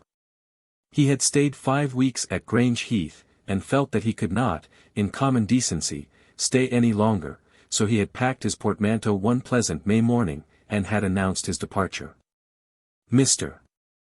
Talboys was not the sort of man to utter any passionate lamentations at the prospect of losing his guest, but he expressed himself with a cool cordiality which served with him as the strongest demonstration of friendship. "We have got on very well together, Mr. Audley," he said, "and you have been pleased to appear sufficiently happy in the quiet routine of our orderly household. Nay, more, you have conformed to our little domestic regulations in a manner which I cannot refrain from saying I take as an especial compliment to myself." Robert bowed. How thankful he was to the good fortune which had never suffered him to oversleep the signal of the clanging bell, or led him away beyond the ken of clocks at Mr. Talboys' luncheon hour. "I trust as we have got on so remarkably well together, Mr. Talboys resumed, you will do me the honour of repeating your visit to Dorsetshire whenever you feel inclined. You will find plenty of sport among my farms, and you will meet with every politeness and attention from my tenants, if you like to bring your gun with you." Robert responded most heartily to these friendly overtures. He declared that there was no earthly occupation that was more agreeable to him than partridge shooting, and that he should be only too delighted to avail himself of the privilege so kindly offered to him. He could not help glancing toward Clara as he said this. The perfect lids drooped a little over the brown eyes, and the faintest shadow of a blush illuminated the beautiful face. But this was the young barrister's last day in Elysium, and there must be a dreary interval of days and nights and weeks and months before the 1st of September would give him an excuse for returning to Dorsetshire. A dreary interval which fresh-coloured young squires or fat widowers of 8 and 40 might use to his disadvantage. It was no wonder, therefore, that he contemplated this dismal prospect with moody despair, and was bad company for Miss Talboys that morning. But in the evening after dinner, when the sun was low in the west, and Harcourt Talboys closeted in his library upon some judicial business with his lawyer and a tenant farmer, Mr. Audley grew a little more agreeable. He stood by Clara's side in one of the long windows of the drawing-room, watching the shadows deepening in the sky and the rosy light growing every moment rosier as the sun died out. He could not help enjoying that quiet tête-à-tête, though the shadow of the next morning's express which was to carry him away to London loomed darkly across the pathway of his joy. He could not help being happy in her presence. Forgetful of the past, reckless of the future. They talked of the one subject which was always a bond of union between them. They talked of her lost brother George. She spoke of him in a very melancholy tone this evening. How could she be otherwise than sad, remembering that if he lived, and she was not even sure of that, he was a lonely wanderer far away from all who loved him, and carrying the memory of a blighted life wherever he went. "I cannot think how Papa can be so resigned to my poor brother's absence," she said, "for he does love him, Mr. Audley, even you must have seen lately that he does love him. But I cannot think how he can so quietly submit to his absence. If I were a man, I would go to Australia, and find him, and bring him back, if he was still to be found among the living," she added, in a lower voice. She turned her face away from Robert, and looked out at the darkening sky. He laid his hand upon her arm. It trembled in spite of him, and his voice trembled, too, as he spoke to her. "Shall I go to look for your brother?" he said. "You." She turned her head, and looked at him earnestly through her tears. "You, Mr. Audley. Do you think that I could ask you to make such a sacrifice for me, or for those I love? And do you think, Clara, that I should think any sacrifice too great a one if it were made for you? Do you think there is any voyage I would refuse to take, if I knew that you would welcome me when I came home, and thank me for having served you faithfully? I will go from one end of the continent of Australia to the other to look for your brother, if you please, Clara, and will never return alive unless I bring him with me, and will take my chance of what reward you shall give me for my labor." Her head was bent, and it was some moments before she answered him. "You are very good and generous, Mr. Audley," she said, at last, "and I feel this offer too much to be able to thank you for it. But what you speak of could never be. By what right could I accept such a sacrifice? By the right which makes me your bounden slave forever and ever, whether you will or no. By right of the love I bear you, Clara," cried Mr. Audley, dropping on his knees, rather awkwardly, it must be confessed, and covering a soft little hand, that he had found half hidden among the folds of a silken dress, with passionate kisses. "I love you, Clara," he said, "I love you. You may call for your father, and have me turned out of the house this moment, if you like, but I shall go on loving you all the same, and I shall love you forever and ever, whether you will or no." The little hand was drawn away from his, but not with a sudden or angry gesture, and it rested for one moment lightly and tremulously upon his dark hair. "Clara, Clara," he murmured, in a low, pleading voice, "shall I go to Australia to look for your brother?" There was no answer. I don't know how it is, but there is scarcely anything more delicious than silence in such cases. Every moment of hesitation is a tacit avowal, every pause is a tender confession. "Shall we both go, dearest? Shall we go as man and wife? Shall we go together, my dear love, and bring our brother back between us?" Mr. Harcourt Talboys, coming into the lamplit room a quarter of an hour afterward, found Robert Audley alone, and had to listen to a revelation which very much surprised him. Like all self-sufficient people, he was tolerably blind to everything that happened under his nose, and he had fully believed that his own society, and the Spartan regularity of his household, had been the attractions which had made Dorsetshire delightful to his guest. He was rather disappointed, therefore, but he bore his disappointment pretty well, and expressed a placid and rather stoical satisfaction at the turn which affairs had taken. So Robert Audley went back to London, to surrender his chambers in Fig Tree Court, and to make all due inquiries about such ships as sailed from Liverpool for Sydney in the month of June. He had lingered until after luncheon at Grange Heath, and it was in the dusky twilight that he entered the shady Temple Courts and found his way to his chambers. He found Mrs. Maloney scrubbing the stairs, as was her wont upon a Saturday evening, and he had to make his way upward amidst an atmosphere of soapy steam, that made the balusters greasy under his touch. "There's lots of letters, your honour," the laundress said, as she rose from her knees and flattened herself against the wall to enable Robert to pass her, "and there's some parcels, and there's a gentleman which has called ever so many times, and is waitin' tonight, for I told him you'd written to me to say your rooms were to be aired." He opened the door of his sitting room, and walked in. The canaries were singing their farewell to the setting sun, and the faint, yellow light was flickering upon the geranium leaves. The visitor, whoever he was, sat with his back to the window and his head bent upon his breast. But he started up as Robert Audley entered the room, and the young man uttered a great cry of delight and surprise, and opened his arms to his lost friend, George Talboys. We know how much Robert had to tell. He touched lightly and tenderly upon that subject which he knew was cruelly painful to his friends. He said very little of the wretched woman who was wearing out the remnant of her wicked life in the quiet suburb of the forgotten Belgian city. George Talboys spoke very briefly of that sunny 7th of September, upon which he had left his friend sleeping by the trout stream while he went to accuse his false wife of that conspiracy which had well nigh broken his heart.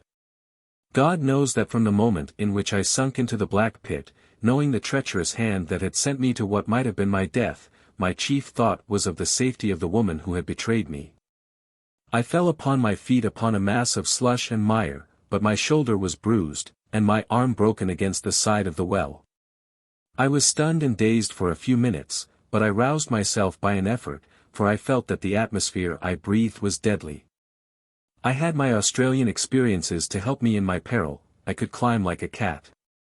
The stones of which the well was built were rugged and irregular, and I was able to work my way upward by planting my feet in the interstices of the stones, and resting my back at times against the opposite side of the well, helping myself as well as I could with my hands, though one arm was crippled.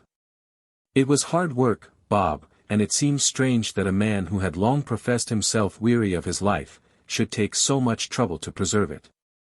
I think I must have been working upward of half an hour before I got to the top. I know the time seemed an eternity of pain and peril. It was impossible for me to leave the place until after dark without being observed, so I hid myself behind a clump of laurel bushes, and lay down on the grass faint and exhausted to wait for nightfall. The man who found me there told you the rest. Robert. Yes, my poor old friend. Yes, he told me all. George had never returned to Australia after all. He had gone on board the Victoria Regia, but had afterward changed his berth for one in another vessel belonging to the same owners, and had gone to New York, where he had stayed as long as he could endure the loneliness of an existence which separated him from every friend he had ever known. Jonathan was very kind to me, Bob, he said. I had enough money to enable me to get on pretty well in my own quiet way, and I meant to have started for the California gold fields to get more when that was gone. I might have made plenty of friends had I pleased, but I carried the old bullet in my breast, and what sympathy could I have with men who knew nothing of my grief? I yearned for the strong grasp of your hand, Bob. The friendly touch of the hand which had guided me through the darkest passage of my life. Chapter 41. At Peace. 2 years have passed since the May twilight in which Robert found his old friend, and Mr. Audley's dream of a fairy cottage has been realized between Teddington Locks and Hampton Bridge, where, amid a little forest of foliage, there is a fantastical dwelling place of rustic woodwork, whose latticed windows look out upon the river. Here, among the lilies and the rushes on the sloping bank, a brave boy of 8 years old plays with a toddling baby, who peers wonderingly from his nurse's arms at that other baby in the purple depth of the quiet water. Mr. Audley is a rising man upon the home circuit by this time, and has distinguished himself in the great breach of promise case of Hobbs v. Nobbs, and has convulsed the court by his deliciously comic rendering of the faithless Nobbs' amatory correspondence. The handsome dark-eyed boy is Master George Talboys, who declines Musa at Eton, and fishes for tadpoles in the clear water under the spreading umbrage beyond the ivied walls of the academy. But he comes very often to the fairy cottage to see his father, who lives there with his sister and his sister's husband. And he is very happy with his Uncle Robert, his Aunt Clara, and the pretty baby who has just begun to toddle on the smooth lawn that slopes down to the water's brink, upon which there is a little Swiss boathouse and landing stage where Robert and George moor their slender wherries. Other people come to the cottage near Teddington. A bright, merry-hearted girl, and a grey-bearded gentleman, who has survived the trouble of his life, and battled with it as a Christian should. It is more than a year since a black-edged letter, written upon foreign paper, came to Robert Audley, to announce the death of a certain Madame Taylor, who had expired peacefully at Villabrumius, dying after a long illness, which Monsieur Val describes as a maladie de longueur. Another visitor comes to the cottage in this bright summer of 1861, a frank, generous-hearted young man, who tosses the baby and plays with Georgie, and is especially great in the management of the boats, which are never idle when Sir Harry Towers is at Teddington.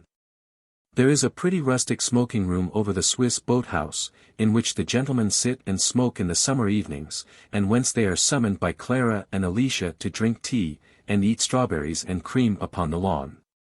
Audley Court is shut up, and a grim old housekeeper reigns paramount in the mansion which my lady's ringing laughter once made musical.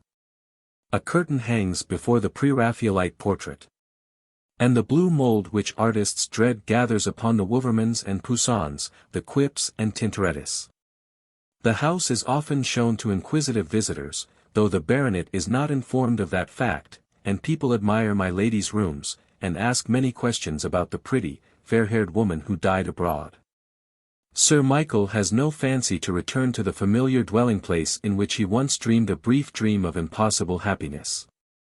He remains in London until Alicia shall be Lady Towers, when he is to remove to a house he has lately bought in Hertfordshire, on the borders of his son-in-law's estate. George Talboys is very happy with his sister and his old friend. He is a young man yet, remember, and it is not quite impossible that he may, by and by, find someone who will console him for the past. That dark story of the past fades little by little every day, and there may come a time in which the shadow my lady's wickedness has cast upon the young man's life will utterly vanish away. The Meerschaum and the French novels have been presented to a young Templar with whom Robert Audley had been friendly in his bachelor days, and Mrs. Maloney has a little pension, paid her quarterly, for her care of the canaries and geraniums. I hope no one will take objection to my story because the end of it leaves the good people all happy and at peace. If my experience of life has not been very long, it has at least been manifold. And I can safely subscribe to that which a mighty king and a great philosopher declared, when he said, that neither the experience of his youth nor of his age had ever shown him the righteous forsaken, nor his seed begging their bread. The end.